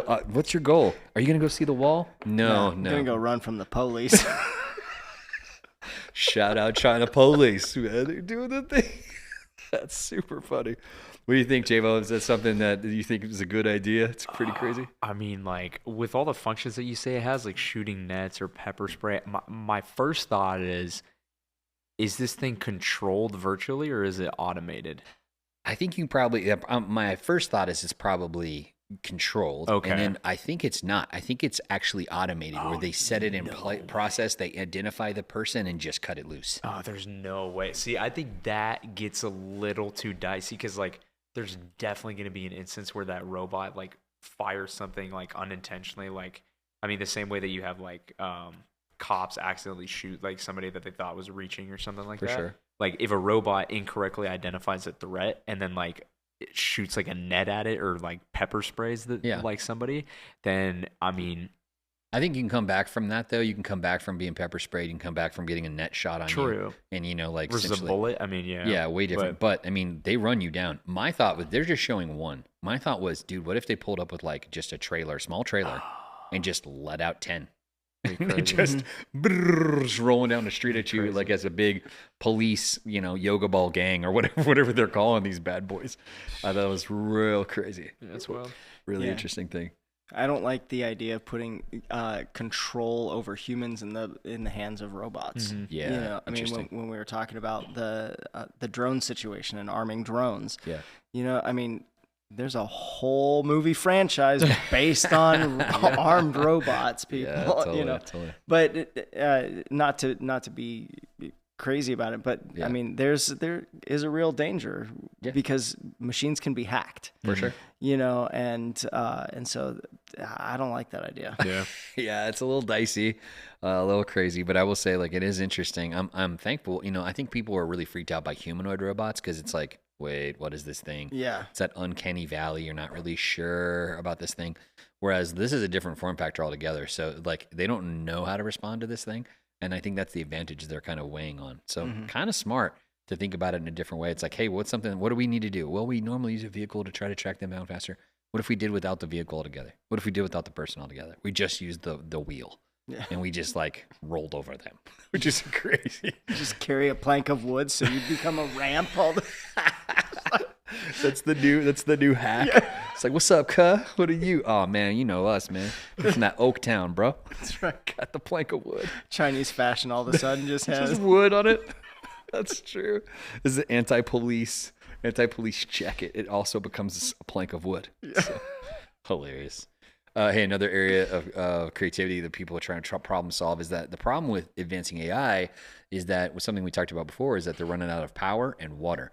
And the major power thing is a huge issue. So while they're looking to build things like space stations that will be AI and all those kind of things, so they'll get the power from the sun, and then they'll be able to do those things.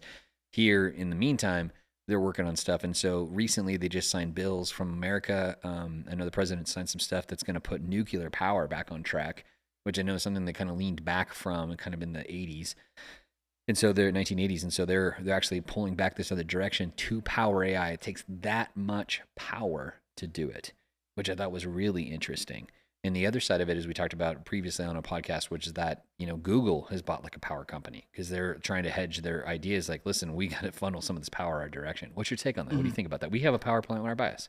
Yeah, I think that nuclear is just the far better option when you consider, I mean, the idea of renewable energy is great. Yes. However, in application, now we know it's hard. That, the strip mining and the toll that it takes on the environment to produce the stuff to save the environment is horrendous. And I think that the cost and the risk and everything is so much far less with other forms of energy and nuclear. I mean, again, it's in our backyard, so it's I don't live in fear of another Chernobyl or anything like that. I mean, it's out of sight, out of mind, and I think it gets too demonized.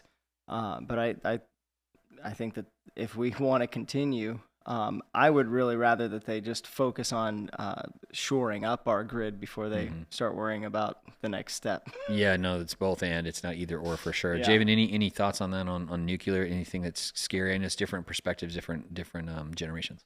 No, I mean, for me, I've never really had like a fear of doing anything nuclear because we have so much like knowledge and understanding behind it now versus back then. Sure. Completely understand why they didn't do it in the 80s. We didn't have the infrastructure. We didn't have the perfect understanding. People were still a little bit skeptical. Yeah. The major example of anything nuclear that they'd seen at that time was 2 big bombs dropped on the other side of the world that took out like a whole bunch of people. Sure. So if that's like the lasting impression that I gave at the time, that completely makes sense. Now in 2025, because we need, or 2026, sorry, because we need alternative forms of energy, it makes complete sense to move to something where we get more energy. I understand you have to have like constant manning and stuff like that, but I mean, that's like where we're headed anyway, is that we have the technology and infrastructure to do it. I fully support it. I think the real thing was the advancement in what they did with the used applications. So they used uranium, they used other things that they have there, and how to deal with that, because before the storage was not great. And so they were really more afraid of that, is spoiling the water table, spoiling the earth that it's put into. And so they've really figured out some things that will really help to contain it and change how it's handled. And even can do it locally closer to the place than necessarily having to truck it across the country and, having radiation in places, et cetera, et cetera. So there is a big deal about that and how they handle what they're handling. So thought it was really insightful. Just something to parallel that, which was something interesting, was I saw a reel recently, or a short where a guy who's driving a truck, and he's got a forward camera and a backward camera, and he's talking as he's driving. He's like, "Ooh, this is interesting." And he's driving down the road. He's in an 18-wheeler. He's driving a haul. He's out on an open highway somewhere in America. And he's like, see this Pepsi truck? This isn't a real Pepsi truck. And it has a Pepsi. It's Pepsi's on all sides. It has Pepsi. But it's driving. He's like, that Pepsi truck has no tailgate. It has no lift gate. All Pepsi trucks have lift gates, so they can lift up and down and adjust to where they're going to put in. He's like, that's a government truck. So they're saying that they're wrapping it like to move things from place to place, be it ballistics, be it nuclear material, be it whatever. It's running in a different way. He's like, yeah, he's getting away from me. He doesn't want anything near close by. He was like shifting up to go faster. I was like, oh, that's really interesting. So I don't know how deep that goes. The guy was accurate, but it would make sense that they would want to protect it and completely cloak it and have it, so as it's running down the freeway, you're not freaked out by what's there. So really interesting that. Make a target not look like a target. Correct. Yeah. Absolutely. Another side on the power side was that actually for the first time ever, solar has passed coal in the USA. Which I thought was really interesting. And, here in Phoenix, where like tons of people have solar. You have solar? I have solar, yeah. And I think it's a real big benefit locally, where it actually makes sense, where you're running it in that place. The problem is hard when you have big solar fields trying to get the power to the places that actually can use it in the time that they use it. Because most of us, in Phoenix, at least, we're going to use it to cool down our houses and stuff like that, more than just the power lights and computers and stuff like that, though that we use all that too. But yeah, it's a big deal. So solar, what do you think about that? Yeah. I love having solar. It made a huge difference in our power bills and all of that stuff. And that's exactly why we did it. We didn't do it for any other agenda or reason other than just our budget. And for the people that it works, it's great. But there's those other people. My neighbor's sister-in-law lives in Sun City, and she got into a deal where now she's not only paying for her power, but she's also paying the exact same amount to her power company. So she's paying her power bill twice. Oh, because she got one of these fly-by-night companies that they didn't give her enough power to power her house. So now she's having to pay for the power from the solar. And pay for solar. And then pay for what she's still using. That's a bummer, man. Yeah. So, it's one of those things that if it works for you, it's incredible. We've been able to run our AC at a lower rate and all of that stuff.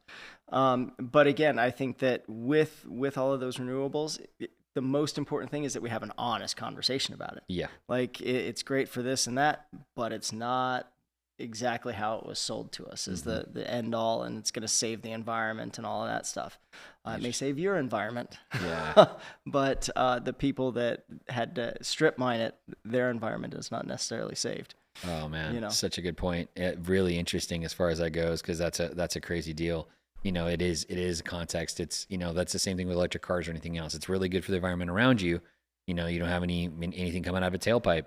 But wherever they got the minerals from and wherever that stuff is a really big impact, and the amount of power to get that stuff to you to make the car, et cetera, tons and tons and tons of energy, lots of impact that's beyond the local. So it's about just the full impact, not just where you are. So really interesting thing for us to think about as far as power, what we do, how we use it, et cetera, et cetera. Hey, the second of our C's we want to talk about today is this idea of community. I'm sorry, the third of our C's we want to talk about today is this idea of community. And it's going to be not on the notes because it just happened to us live, but we had a situation where our community, our neighbors, came to our aid yesterday. I was here at the office, and Javan actually just jumped in the shower upstairs. His little sister was home. His other sister was at another thing for school, and we had a really crazy thing happen. So I was here at the office. I was talking to a friend, pastor friend, and I was actually going to go to another appointment, and got this call. And it was from my daughter, and she's calling me, telling me that a man had jumped over into our neighbor's backyard. And I was like, what? And so I called our neighbor. He was able to go out and check and see what was going on. And then it came out to actually find out that actually the guy was trying to come to our house. And so he went to our neighbor's house. It was probably a gentleman who was taking substance or someone was confused. He was saying that he had some connection to us. We don't know the gentleman. We had him on our cameras and clearly got a picture. All of our neighbors also have cameras. What I was going to say was amazing about this. Everyone's safe. No one was hurt. So very, very thankful for all that. But he did try to get into our place by checking our back door and then jumped over our fence to our neighbor's house. And then from our neighbor's house to our other neighbor's house, the neighbor between us, he had his door open. His young kids were home. They were previously playing outside. Other neighbor, his son was home. And so we were really concerned. So we bolted, headed to the house. Our local police did get there ahead of us. We called, and it was obviously multiple of us trying to get there. Very thankful that they were there. They did a great job. Very thankful for them. I just got an update as we were on the podcast that they caught the guy. So they caught the guy. So that's a good thing. Good. My youngest, she was obviously really shaken up by it because she looked out the window. She's the one that saw him, and he was there in our backyard. And so, it's a frightening thing is, we live in a community like anybody else, pretty normal spot, and we look out for each other. But I was going to say on the community side is I'm thankful for good neighbors that look out for us. And we're friends with them. We talk about often how Gage, who's normally with us on the podcast, his parents live across the street from us. Thankful for them. They're good neighbors to us. And though they weren't affected, they were out there, connecting with us and seeing what we're doing. The neighbors that were affected with us all rallied together, all looked out for each other. Shout out to Ernie, to Mike, to Patricia and Cesar. Man, everybody that was there was looking out. They were looking over the fence for our kids. It's like, can you look please till I get there? And I went out front to protect the front. It was, just really cool to see neighbors come to our aid whenever and we didn't know the full situation. We didn't know his intent. We didn't know anything was going on. Obviously, he was confused, I think. I hope the best for him. I hope that he gets the help he needs. But at the same time, really scary situation. Mm-hmm. So it was one of these things where, like, man, you don't expect that to happen. And, it's obviously it's a different thing. If it was Javan, he's grown, he's a man, he can deal with it and, be able to do something. Obviously, we don't want him to be in the situation either, but way different for him than versus my little one who's 12. Mm-hmm. And so it's a different animal. So she was the one that was having to deal with it and, was freaked out. And so it's one of the things I'm thankful for community, thankful for people that come alongside and be willing to step up whenever people are in need. So very thankful for that. Amen. Huge deal. Yeah. Javan, your take on it? You got to live it kind of after the fact because you came out of the shower, you didn't know what was going on. Yeah, I mean, I was really confused at what had happened initially. Same. Because when all I got was my sister was like banging on the door while I was taking a shower, and I was like, I didn't hear anything she said because the shower is pretty loud, and like she just kind of hit the door abruptly, and then I didn't really hear anything. So then I called her. I think it was like 2 minutes later or something. I was like, what happened? And then she basically said there was like a dude in our side yard, but from the video, it basically looked like he was only there for like 20 seconds and then jumped our neighbor's fence. So, but I didn't really understand that. What it sounded like was that he was still there or something like that. But I wasn't in a position where I could like do anything. I was like, it had already happened. Literally, basically. Yeah. And I had no clothes on either. So I was like, okay. Put some clothes on. Yeah, exactly. So then I get the call from, I think it was you and Mom about like something that had been happening. And then after the fact, I understood that it wasn't like there was no breaking and entering type situation. It was just a dude that was, just mad confused, just looking for something. And I mean, obviously you don't want anybody on your property, but it wasn't like it was the end of the world. It wasn't like there was like a forced robbery or like an attempted assault on anybody. So I'm glad everybody's okay. Same. But at the end of the day, it wasn't like the worst thing in the world that could happen. Yeah, and I agree. And I think it's a different perspective also in what you've lived. Obviously, she grew up, her first and earliest memories is living in Egypt. So there were tons and tons of people, all sorts of people. And there's real threat there. But most people were very kind and very, very warm towards us. We had a really good experience, especially with our nearby neighbors and building a relationship with people in the community. We had a really favor with them. Whenever things felt a little bit dicey, our people would tell us, which was really awesome. So they're coming to our aid. They're looking out for us when they're like, hey, the atmosphere is a little bit weird towards Westerners. You just might want to watch out. So they're kind of like giving us some heads up.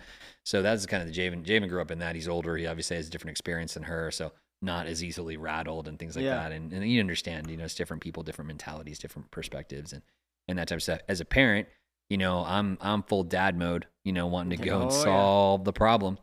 and we're in Arizona, Yeah. which means that we are very thankful for our officers, but we also look to solve the problem too. And so there was all of that. Very thankful that didn't happen. Thankful it didn't happen with any of our neighbors either. Amen. And so very thankful that everybody's is in good health, everybody's safe, including the guy, because that's not what we want to happen. So we deal a lot with unhoused people. We actually have ministry that goes out to them. We know they're dealing with a lot of stuff, substance and some mental health things and other things, spiritual things as well.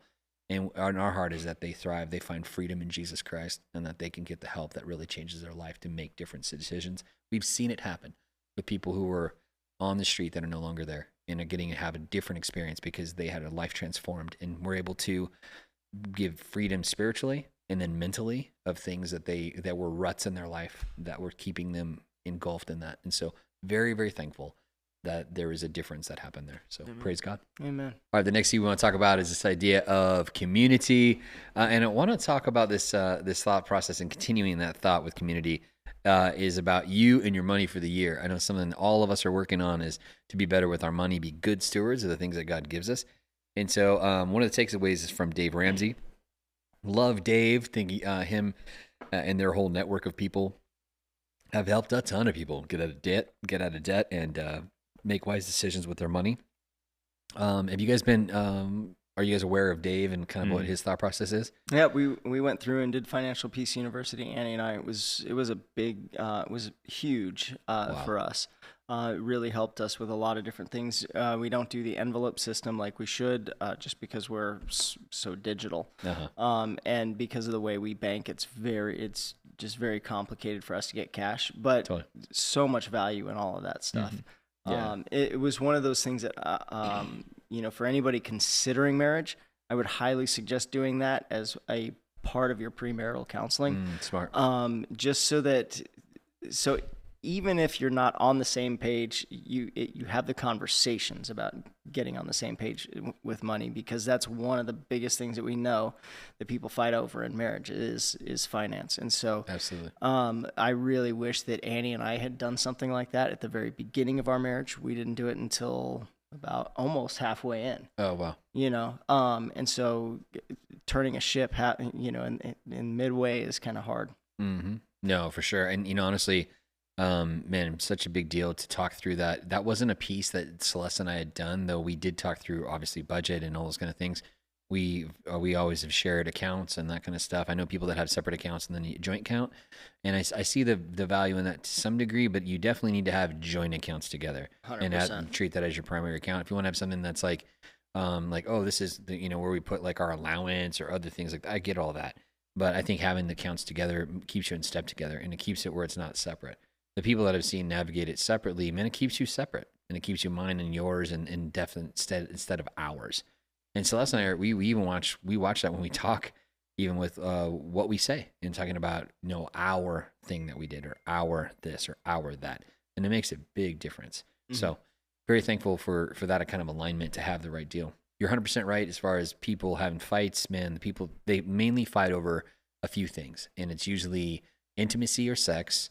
It's family and time with family, or decisions from family, both in interaction with parents, meaning in-laws and their own parents, as well as their children and their interactions there, and also money. That's the main three, and that's where it rises and falls is depending on that. It could be like anything around that. Some people are savers, some people are spenders. Man, if you have a saver and a spender, you can make sense of it, as long as they curb that and get some sense. If you have two savers, you're going to be okay. It just might be hard to spend money on anything. And then if you have two spenders, you're in trouble. So they need to get in step and change some of that piece. But talking about it today, Dave Ramsey had a really good piece. He's being a little salty, being a little bit in your face, which I like about Dave, because he's kind of proven the factor. Now I'm not 100% on him all the way, but I definitely love the core tenets of what he talks about. And one of the stuff here, I think all of these make sense. And what he said is, if you want to win with money 100% of the time, then do these things. First is have a written budget. Huge deal. You guys have a written budget or a plan of what you do with your money? We don't have a written budget, and mainly that's because with the way our finances are, just about everything is on auto pay and everything now. And so So that's your budget. Yeah, so that is our budget. And then we don't have anything specific, which we should, as far as like the extras and all of that kind of stuff. With the way groceries and stuff are, it fluctuates so much. And so for us, it's just like we buy what we have to, 4 growing kids, and so we've gotten to the point though where we naturally cut and do this, and we've gotten away from the overspending. That's good. So that's kind of how we do it. I think our biggest moments for us was we had a credit card when we were young, and we got stuff put on that credit card, especially when we got in the gym and we were living overseas. And funding ran out for us, and we needed to stay there for continuity of ministry. And we made the decision to do that. It ate us as people, and that was one of the things that was a heavy, heavy burden on us that we had to work our way out of. And I don't suggest it to anybody. It will put stress on your relationship. It'll put stress on your family, whether they know it or not. It's just a really hard thing to do. You live with that pressure because it will continue to compound and continue to grow. That's what they're counting on. And so credit card companies, so I suggest that if you use that as a tool, let it be a tool you pay off every single month, and let the points be there and the protection for your accounts be there for you. But man, don't let that thing get on top of you, because as soon as you do, you will owe them.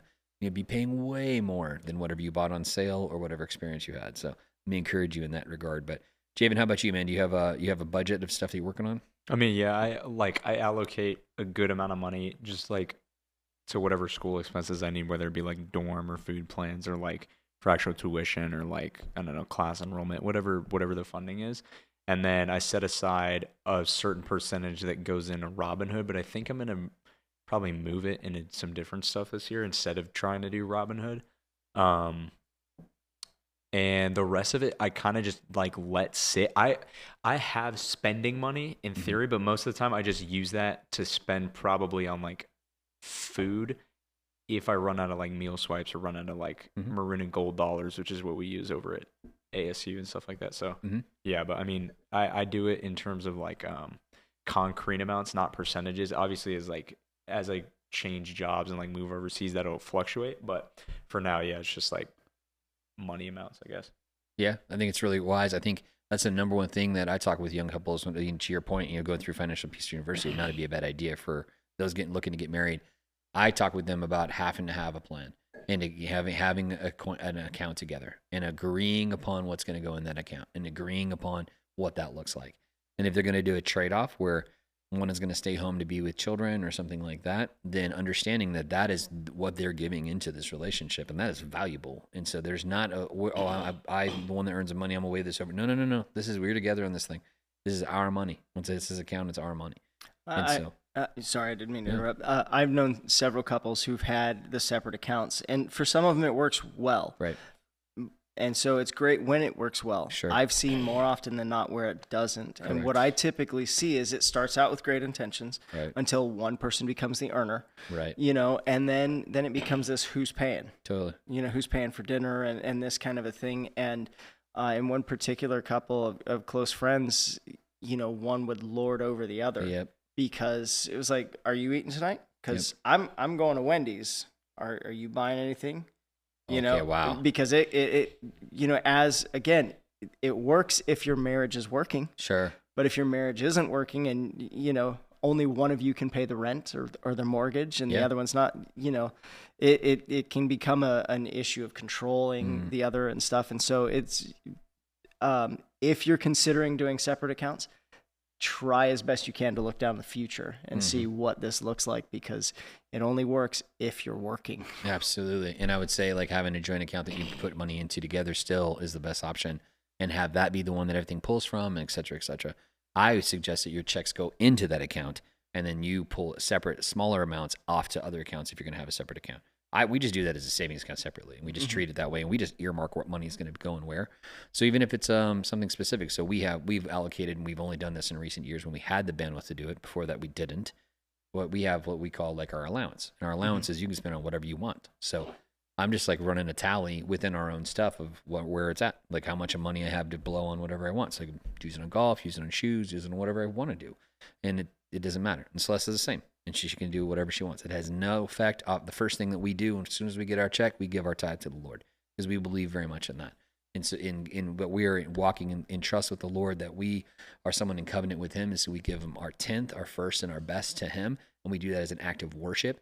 I know people get wrapped up about that in percentages, and I'll say this to them. If you read the words of Jesus there, he's talking to them about, to the Pharisees, about they tenth everything, even to the herbs in their garden, but that their heart is not for God. Actually, the thing he's asking you for is much greater than that, because everything is his.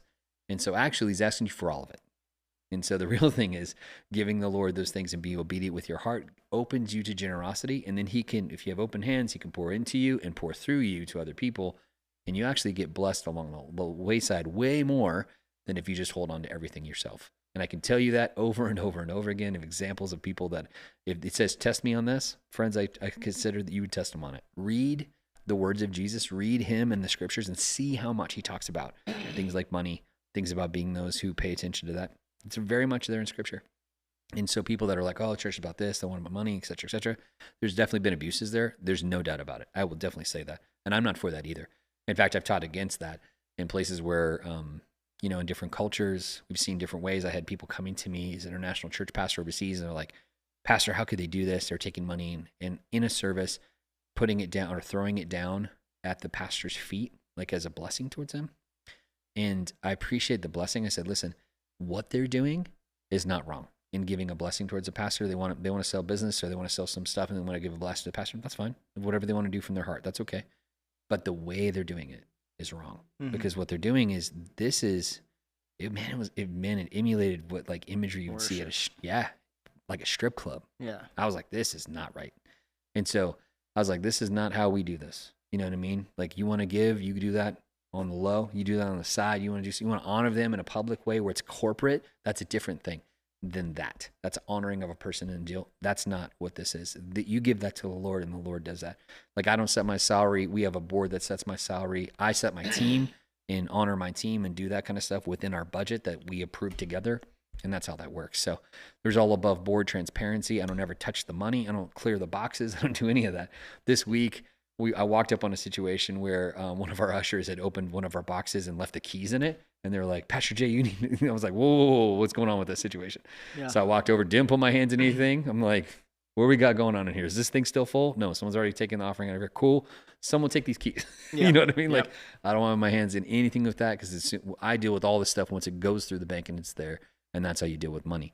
And in the same way, personally, we give our first and best to the Lord personally. So that's me and Celeste, and we give our tithes to the Lord. Beyond that, the other thing that comes out first is our missions pledge. So we've made a missions pledge to Kingdom Builders, and that's something that we want to do in talking about that. And that goes right in line with this thing. So the first thing that Dave says is, he says that first you need to have a written budget. And the reason is because you need to have a plan and stick to the plan. If it's just arbitrary, then you can't guide along. So I suggest that everybody has a plan or agrees upon what they're going to be setting in their plan to put on auto, so that that becomes your budget. Number 2, get out of debt. And I think that's right on. I mean, we understand that debt will eat you alive. It compounds on you. It will eat all of your riches out of your life. So get out of debt the best you can.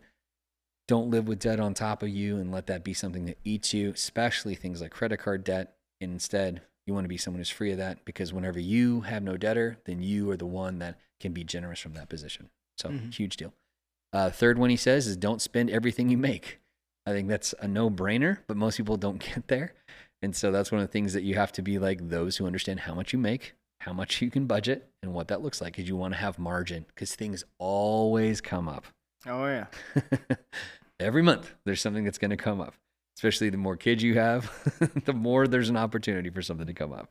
That's right. I was thinking about even here within church budget. Obviously, it fluxes. It's not one of those things that's static. It's not based on hours and spent or anything like that. It's based on the generosity of people, and that's what we take to function in lights and power and in jobs and everybody. And we have things that happen that's a one-off that we're not banking on. Like, we had bees come and be up in the ceiling, and it cost us hundreds of dollars to get it taken care of properly. And it's one of these things where you're like, man, like, you weren't counting on bees to show up and have to deal with it. But you have to have margin in order to deal with the things that are unseen. So not spending every dime. The next thing that he says there is that once you don't spend every dime, then the money that you have that is left over, you save that money. And you start to have a savings that, what's the steps that he says? I think that it's like an emergency fund. And then, you remember what they were? I know there's the emergency fund. It's like initial $1,000, and it's like emergency fund that's like built up to be a robust thing where it's several months of how much money you make. So within the emergency fund, the first one is to get to $1,000 in that, and then you want to get to 6 months worth of bills and things like that, and you're ultimately working towards where you don't need to have insurances and different things like that because you have the cash to pay for it, the funds. And I'll tell you that when Annie and I started to make that shift, it is incredible the amount of power that you have when you walk in with cash or the ability to pay in cash. Yeah, huge.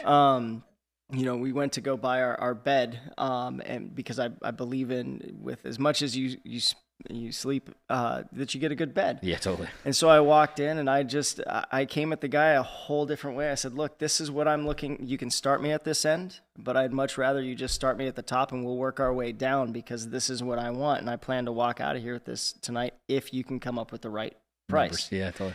And they're like, whoa. Yeah. They don't have to upsell you. You're actually negotiating the other side. And you're like, okay, so this is what I want. Now, what are you going to do for me? Because I can pay for that right now. Yeah. That's an incredible feeling. And because they want your commission. Totally.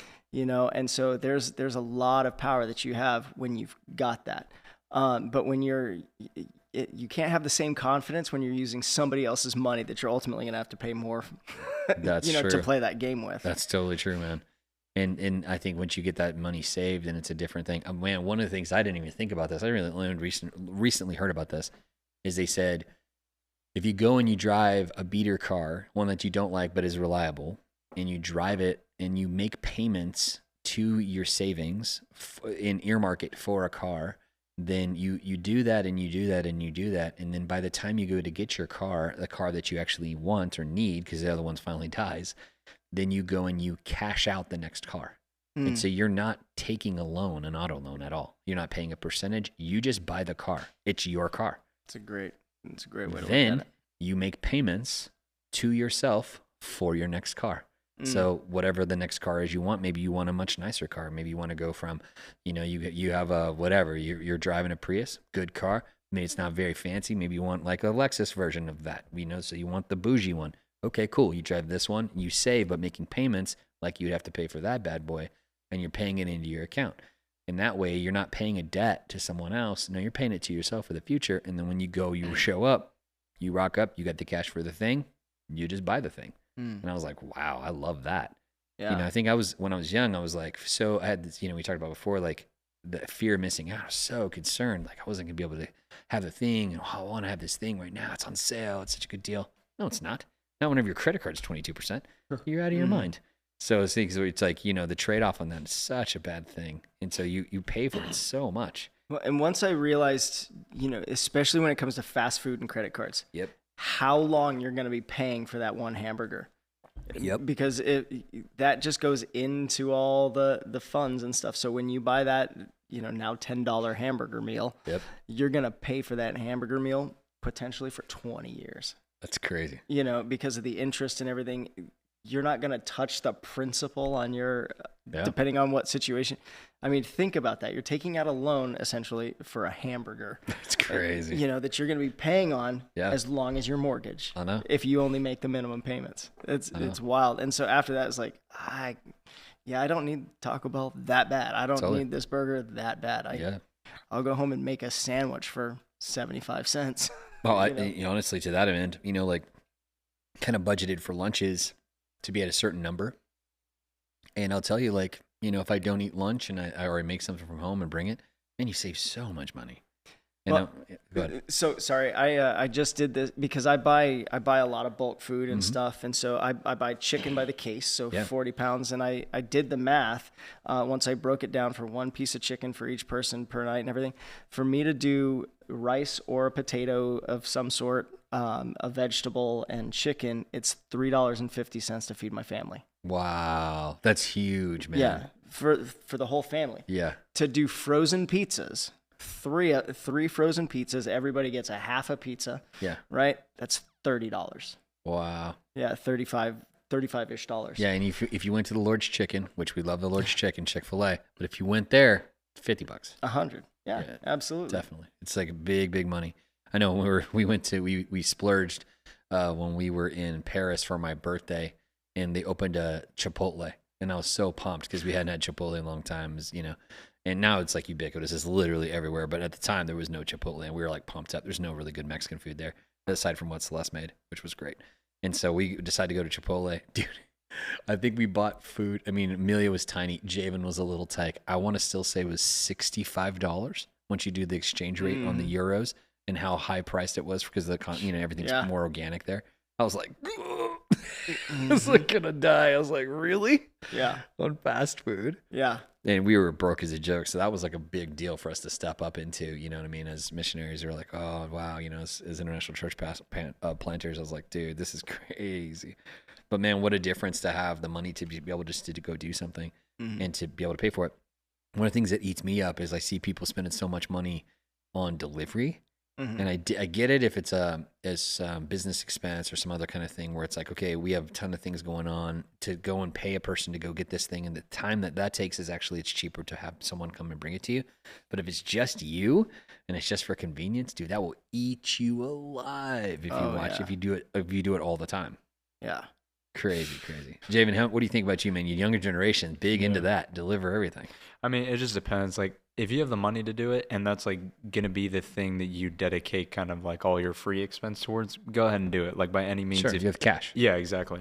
But I mean, if that's like something that you're prioritizing over something that's more important later down the road, like if you have to pay rent or if you have to like pay off a credit card or something like that for the month, then yeah, I don't know why people continue to put themselves in like further down that rabbit hole because it only gets more expensive. Absolutely. And even as people try to like flux around taxes like Uber Eats, they just have you seen the thing in Chicago where they added a Chicago fee because they're not legally allowed to add a tax. It's like some certain tax percentage on each delivery. It's like tax free, but then they just add a fee because you live in Chicago, so you pay like an extra $3 or something. They're like, whatever, punks. Yeah, you're exactly. in Chicago. You got to just navigate around it. So that's true, man. But yeah, I mean, it'll eat you alive though. So like, I don't really do delivery, but I mean, we live by a lot of stuff though. Sure. So you can kind of just go out and get it. Yeah. And once again, if it's like really late, everybody's super tired, and it's like a one-time thing, yeah, that's fine. Sure. And I'm not anti-delivery. I think it's great. But my point is like people that don't have the money to probably buy the food in the first place, but two, more specifically to be splendid like that. It's like, dude, go meal prep. Like go do this other stuff. It'll save you a ton of money. And I'm all for you having food that you want to have and like and stuff. But dude, to spend all that money on it's crazy. The convenience tax is a very real thing. Absolutely. Well, even minimum wage, right? It's over $16 now, and so you think about that, and it's like, okay, but your meal costs you 2 hours worth of work. Yeah. Once you put your meal into it and the delivery fee, it's like, dude, really? You're gonna trade 2 of your hours for this thing that you did here? Yeah. I don't know. It just seems a little bit out of sorts for me, but I get it. I mean, on the other end, I'm like, man, you want to be something to be able to put money away and save for the future. Because in the future, maybe you have something happen to you and you need to have that money available. You don't want to, go into crazy medical debt or crazy other kind of debt to have to fix it. Exactly. So the Lord help us. Yeah. And that's definitely been a change because, I mean, man, when we were like, rubbing nickels together, hoping that they would, made a third nickel. You know what I mean? Like we were trying to do it back in the day, man. And it's like you're really trying to cut, try and watch every corner. And I think the thing you get caught up with is like the Joneses effect, where you're trying to compare yourself to other people. Listen, what you make is not what they make. Your story is different than their story. You need to live within whatever you're doing. And that way, when you do that, you're living as unto the Lord and you're doing the right way. And I had to really get that out of sorts because I had some kind of like values where I think because I didn't have money growing up in that way, and I was around people who did have money, their parents were professionals and other things. They did very, very well. They were very wealthy. I always it was like an association of my value versus them because I didn't have what they had. Mm-hmm. And dude, that's a bunch of junk. Like you have value just as much as they have value.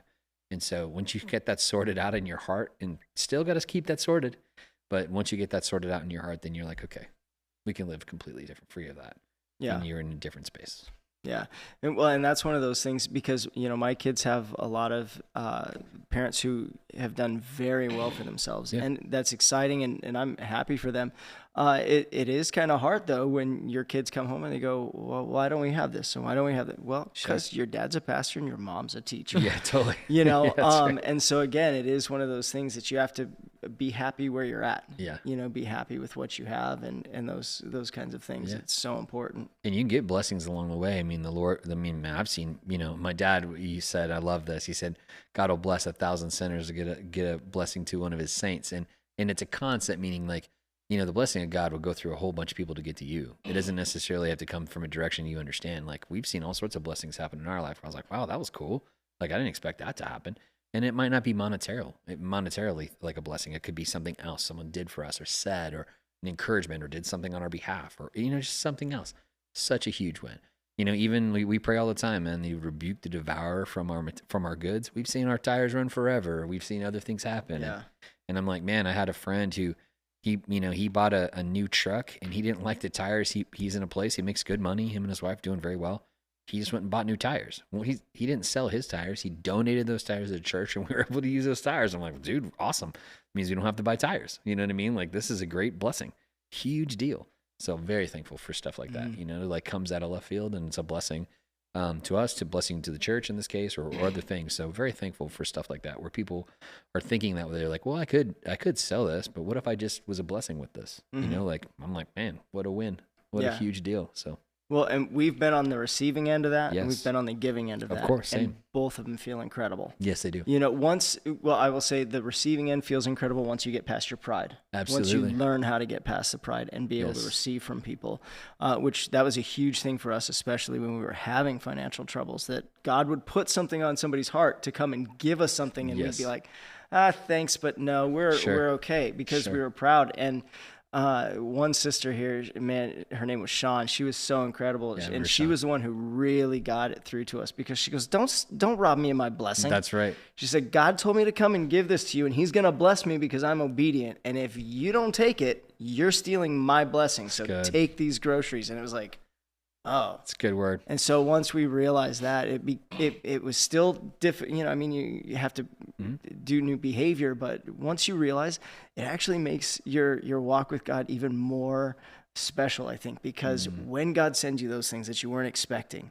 it's like a love letter from Him it's like that He says, I see your situation. I know exactly where you're at. And I know you probably could do it by yourself. Right. But I'm sending somebody your way because I don't want you to have to. Yeah, huge, man. And then huge. And then we've got the wrong attitude, and we slap their hand away and go, God, why won't you help me? And it's like, but that was the way I was sending them to. Yeah. Yeah. And He uses those opportunities in people's lives to multiply the blessing, because the person who's doing it, it does more than just the person who's receiving it. It's a good word, man. That's exactly right. Yeah, to recap, so Dave says, the win with money 100% of the time, have a written budget, get out of debt, don't spend money, everything you make, save money. And the last one he says is, once you've done all those things, then you can be generous. And it goes right into what you're sharing, and right into the next thing I want to share, which is the idea of kingdom builders. Kingdom builders for us is the idea encapsulated of missions, so giving outside of the church to organizations. It's a way for us to support things like our community center, Mercy House, to partner with people like OCJ Kids, which here in Arizona and in other states help those kids that are in the foster care system, and to be a blessing to them, and to give care to them, and give resources to the workers that work with them that don't necessarily get that from the state budget.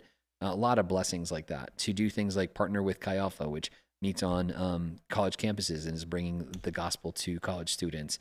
To do things like that, and to partner with missionaries around the world, to do church planting, to do a lot of things. And so that goes above and beyond what we would do to do operations here at the church. This money is going out away from us to do those things. And I'll say that's a way for us to have things happen. And so that's why Kingdom Builders has been such a big, important part. So what we do is we ask people to do a pledge. And so they prayerfully do a pledge, and they're going to say, this is going to be my goal, that the Lord, as the Lord enables me to do so, that we're going to work up from this amount. And based on what people pledge is what we can make commitments to missionaries as they call and ask for support. And as we give towards different projects, it comes through Kingdom Builders. And so that's something that I would encourage you to do, is be a person that takes advantage and puts himself in a place where they can have margin. And the margin they can have is something that's not decided just everything is pre-spent, but instead there's a piece of it that says, listen, this is a priority for us as a couple, is a priority for us as a family, or even me as an individual before I'm married, and say, listen, I'm going to do this and give this to the Lord. And I can tell you, I did that as a single person. As a professional, I was working crazy hours. Yeah, I had tons of stuff. I love nice stuff, man. I'm a sucker for a good thing. But the thing is, dude, the new thing is going to be gone away in a second. So what I did early was like, listen, Lord, as you enable me, I'm going to be someone who gives the missions. And so I did that and continue to do that. And then we did it even as we were those receiving missions funds, we still supported others. And as we continued as pastors, we continue to do that. And we've tried to every year up what that is in our participation, even though our budget hasn't changed sometimes. It's like, okay, how are we going to shift what we're doing or what we're receiving to do this? And so some of that is our creative way of cutting stuff out of our budget so we can make margin to give. And other times it's okay, if we get a one-off blessing, that's going to go to missions. I'm not going to blow that and spend it on something else that I like to do. We're going to do that the other way. And that's been a huge difference. And it's been awesome because then it opens up a new creativity on how to do other things and make a way. Well, one of the things that I really love is actually I love seeing our giving statement at the end of the year, because we give here, but we also give with the network and stuff through various ways, and because of the way our tithe works as ministers. Yep. But I love seeing our giving receipt, not to pat ourselves on the back as to how much we give, but that's a way that you can see where you've come from, what you've given the years before, and so you can see your growth. Right. And my spiritual growth has been directly tied to my financial giving. Wow. You know, the more I've grown spiritually, the more it's like, just because what it is I trust. Yeah. You know, I trust more in the one who's giving me those resources, and so I can let them go. And so that part has been really good, but to also look back at my year and say, this is what we've accomplished. You know, we're still in a home. We ate and we ate well. Yep. We have these things and all of these blessings, and we did it on 90%. We did it on 80%. We did it on whatever, and minus that. And then you look at other people who they keep 100% of their money. Yeah. But what do they have to show for it? Sure. You know, and the reality is the money that we pour into kingdom builders and stuff, we may now, because I get to go and be on the front end, sometimes I get to see where that money goes directly and how people receive it. Yeah, huge. You know, but sometimes you're just pouring into a bucket that you never know what it's going to look like, who's going to be nourished by it, and all of that. It's incredible to know that by having just a little bit of sacrifice, the Lord will stretch those funds, but to know that that has an eternal impact is really cool. Amen to that. That's huge. The other thing I'll say about this before we shift gears with this idea of being someone part of the community of faith that lives well with their means is that we start with the idea of tithing and giving it to the Lord, and we also look to missions. But I also want to say, you know, as you give to the Lord, the shorthand is you give to the Lord and then you pay yourself in the future. And the reason we do that is you put stuff into savings. And by doing that, it just automatically pulls it out and puts it in a place. Then it's not there to be spent, and you actually have some margin to be able to pay into the future. And that could be in a retirement plan, that could be in a Roth IRA, it could be all sorts of things. But I encourage everyone to make that kind of dedication, because, man, the earlier you start on that, the more compound interest you can have for the future. And generally speaking, over the life of things, it's anywhere between 7 to 10% for things like the stock market, you know, real estate and other pieces that you can invest into that'll really pay you back, where you can set your family up where you're not in debt, and you can generationally change how things work for your family. And I would tell you, man, what a blessing to see the hard work that my parents have done, how that instilled in me to be a hard worker. And it gave also an opportunity for us to move forward, where we're people that, you know, when I was born, I was brought home to a trailer. And, you know, today we have our own home, and we're very blessed to do that. And the Lord has made a way for us, you know, being able to get, you know, and say, get a good rate on our house, and to have the advantage to do a mortgage that's shorter than longer. And so you're paying on principal more than you're paying on interest, and all those things that can be such a blessing whenever we put God first. So very thankful for that. Thankful for his generosity, thankful for the Lord, thankful for giving good opportunities. Like Celeste, you know, she works for the city, so she's out there grinding and doing all that kind of stuff, and shining the light where she's at too as well. Very thankful for all those opportunities and to show what that means. And so God has brought a lot of blessings to us because we've put him first. So thanks be to God. Next thing we want to talk about is this idea of competence. We talk about that often as a way to refine ourselves and to take a step forward in what God has for us. One of the things that we have here is this book called Win the Day, and we're finishing this up today as we've been looking through it. It's by Mark Batterson. He's a pastor out of Washington, D.C. He's the pioneering pastor there, the visionary pastor for a church that's a National Community Church. They're doing great things in that community and also across the city, and so pretty amazing stuff. This book's pretty powerful. He's a prolific writer.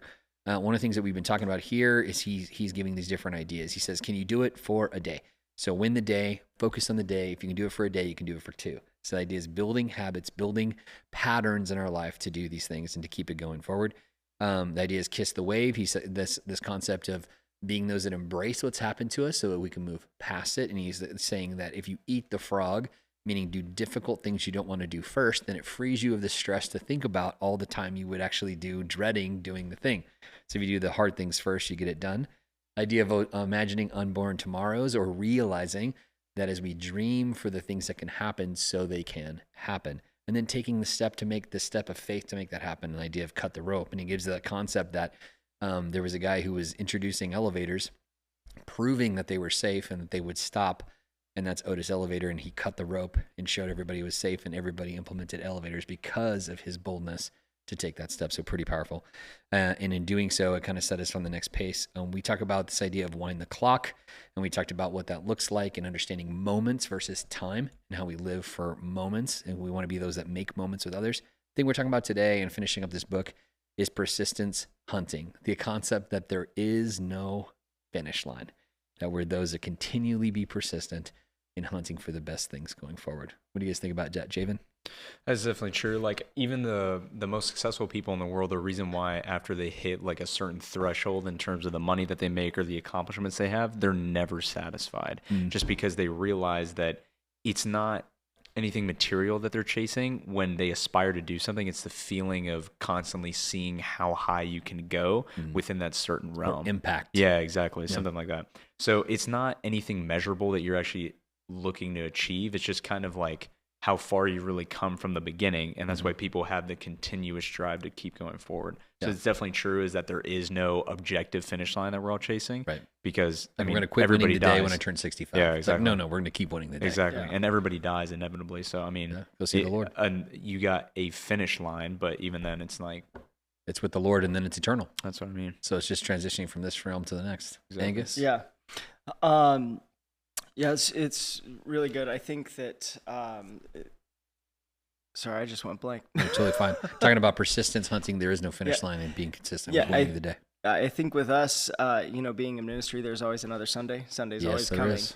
And same thing in the other major facet of my life, which is the theater with Annie. There's always another show coming. Yep. And so it's just one thing after another. And so with the way our life is, I don't know that it would feel right if there was the perceived imaginary finish line that I'm running towards. Yeah, and then you're just done and you bail out. So I'm like, what would I do? I mean, what would I do if there wasn't another Sunday, next week to be preparing for, and the next show to be preparing for? Is what would we be doing? Yeah, what are you looking forward to? Yeah, exactly. Yeah, interesting. I think it's a good point, and I love where he comes with that. It's the idea that the subtitle of the book is 7 Daily Habits to Help You Stress Less and Accomplish More. Man, the Lord help us to be those that win the day and go after it and be those that really give it our all to win the day and to be better in our patterns, to be those that take full advantage and be good stewards of what he's given us.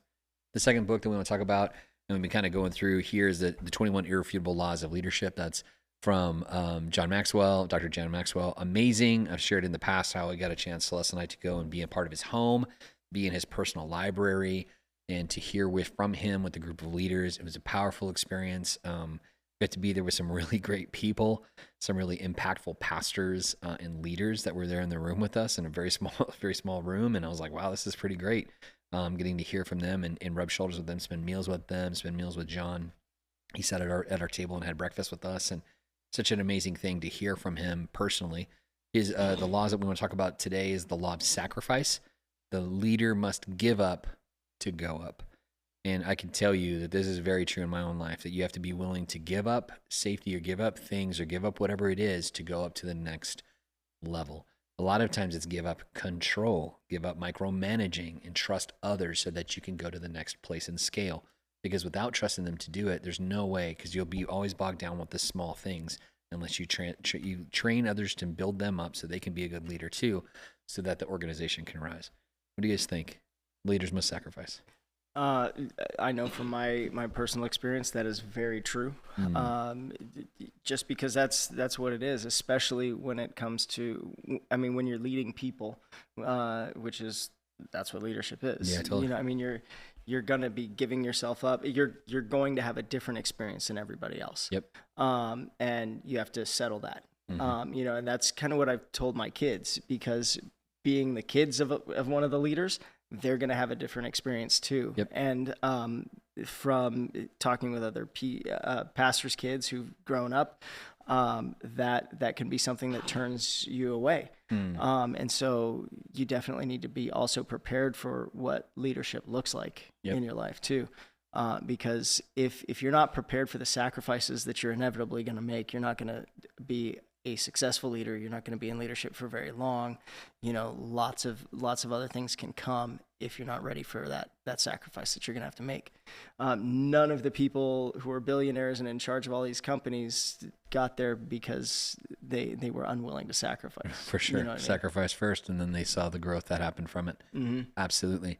I'll say this, you know, one of the things that I realized as being a pastor's kid and never wanting to be a pastor myself, but being called into it later after being in professional life, I will say one of the things that I kind of swore that I wasn't going to do is I didn't want to deal with people and the headache of all this stuff, but I had lived it in a different way. And my parents, they were very clear with me. They're like, yeah, we do sacrifice. Yeah, we are the ones that lock the building. Yeah, we are the ones that open. We are the ones that do all these things. However, there are also opportunities and blessings that come to us because we're doing these things. And so I've tried to make sure that we do that even with our PKs and our staff kids and stuff. It's like, hey, listen, we value you. We understand that you give up. We understand you stay here when you don't want to be here. We understand that you get picked for all the things that get voluntold to do stuff. I get it. You get to set up kids' church. Yeah. I get it. But the other side of it is that, hey, we also love you. We bless you. We want to bless you and participate in that. So they've got a chance to go to some things and participate in some things that others can't do because they're not part of that deal. And so we're thankful for that. Javan, you've had that experience as an MK, a PK, and that kind of stuff. What was your experience? With what, just like the stuff that the idea of sacrifice? Oh no, that's definitely a real thing. Like sacrifice as a leader is so important because not only does it show that you lead by example and saying that because I'm willing to give this facet of something that I may not be comfortable with now up to you and like put it in your control, or like say this is not exclusively what I'm going to oversee and you can handle this part of it. Other people will take that same model and then apply it within their own facet of whatever they control within like a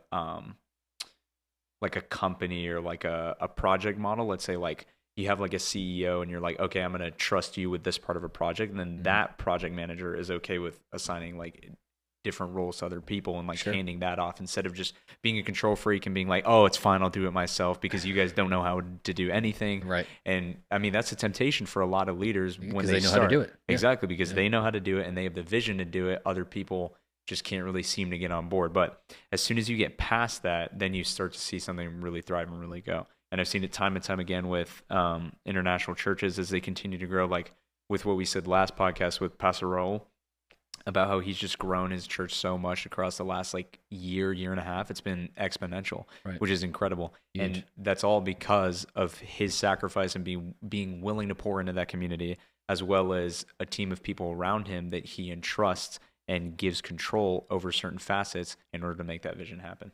You're so right. And I would say, obviously, because we know, shout out to him, Revolution Church. Love those guys. Appreciate them. Pray for them. Want them to win. Cheer for them. Because he's willing to make the sacrifice and he leads in that way, then it shows people a model and gives them an example of what it means to be those people and to do that. So he's very much modeled the idea of sacrifice and a law of sacrifice, that if you're willing to sacrifice much, then you'll be those that can go to the next level and can excel in that way. So Lord, help us to be those that are sacrificial, but more specifically be those that are obedient to do that, so that we can be and sacrifice in the correct way to grow in the right way. Amen. Another thing we want to talk about today is mental mastery, and want to give you two concepts today. First is emotional intelligence. How do you guys do with emotional intelligence and being aware of others' emotional state? I think I'm always pretty aware. It's just whether or not I respond appropriately. That's the thing. That's pretty transparent. You know, I mean, I can feel that you're having some certain feelings right now. Whether or not I have time for those certain feelings, that's the other thing. That's good. Yeah. You know, and so I feel I've got a pretty high understanding. It's just whether or not I'm going to respond to your emotions the way you want me to respond to them. That's a good point. That's a very good point. And I would say, like, generally speaking, you are a very compassionate person, caring person, and emotionally intelligent person in understanding where people are. But to your point also, doesn't mean, you know, a person can get whipped up into a state of emotion that is not valid as far as for everybody else's perspective. Now, they might be feeling it very much the real themselves, but it doesn't mean that they got there because it was a valid thing. It was their own perspectives, their own trajectory, and they can get whipped up into a state. That doesn't mean that you have to align with what they're doing. So you could be aware of what they're doing, but doesn't mean you have to be like, I'm going to do what you want. That's not how that works. 100%. And so mental mastery is understanding emotional intelligence and how to deal with other people's emotional state. Javan, what do you think, man? I mean, as somebody that's around a mix across the last 5 years of like a bunch of different people with a bunch of different hormones and emotions that are going on all at the same time, there's a lot of emotions that tend to spill out just randomly at different times. So you kind of have to have some sense of EQ to really fit in socially with other people.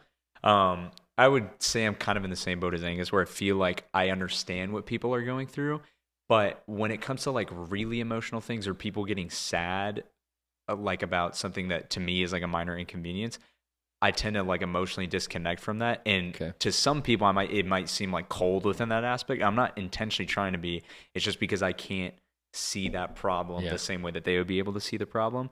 But I don't know. I understand that people are feeling the emotions, but to Angus's point, it's like how you actually respond to whether or not you really care that they're feeling those emotions or not. Right. So it's all circumstantial for me. That's very interesting. I think that's true. The point that they made here, and he was giving an instance for an example of how you can grow in your emotional intelligence, was if something makes you angry and you have the ability to do so, then wait to respond so that you can adjust how you feel, and you're not reacting out of anger or a heightened state of emotion yourself to compound the problem, but instead you can be, okay, I'm going to come to it. Doesn't mean that you're not angry about it, but you're not in that heightened sense of anger where you're going to say stuff you don't mean or overcorrect or try to hurt or whatever it is. So I think there's something to that for sure in emotional intelligence.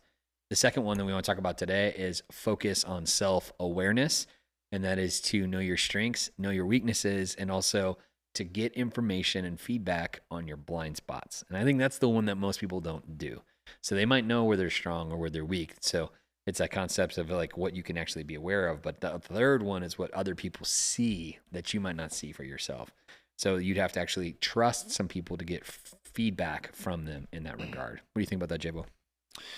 No, definitely. Blind spots is something that is certainly real for every single person. Absolutely. But I also understand the perspective of people that might not be willing to be like as accepting of other people's criticism depending on like what platform they have. Sure. So if somebody's like really good at a particular thing and it seems like all the criticism that they're getting is kind of just out of jealousy or out of an idea. Yeah, exactly. Yeah. People trying to take you down intentionally, then I understand people like tending to ignore criticism. Right. But at the same time, if you really have trust in somebody and they're just trying to elevate you and you can kind of like make that distinction, the only reason that you ignore that is out of your own pride and saying that, oh, no, it's okay. I don't really need you. I feel like I'm fine on my own.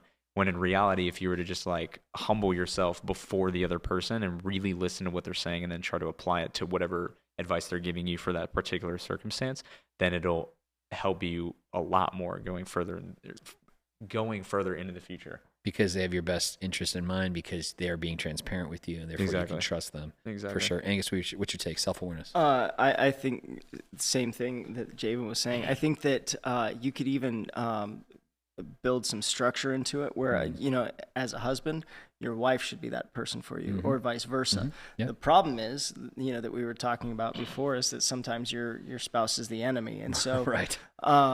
You know, and so if you have that kind of a relationship where your spouse is the enemy, then those blind spots are, you're just showing vulnerabilities.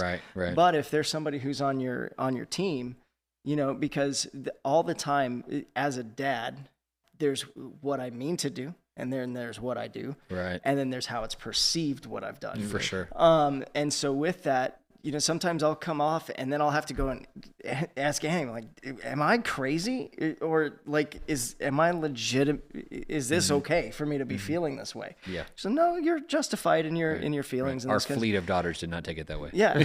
So, I mean, so sometimes you need to have that. And I find that very valuable because especially as men, we're kind of the masters of our own destiny, so to speak. Sure. And so, if we're so busy going forward, we don't necessarily know what those blind spots are.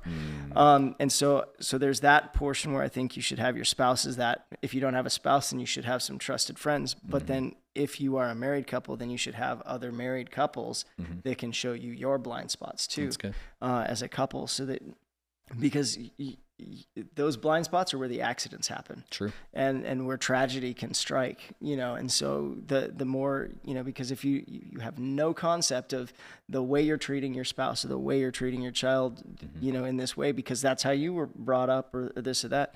But if you've got somebody who goes, hey, you know what, I've seen how that looks years down the road, you may want to try a different thing.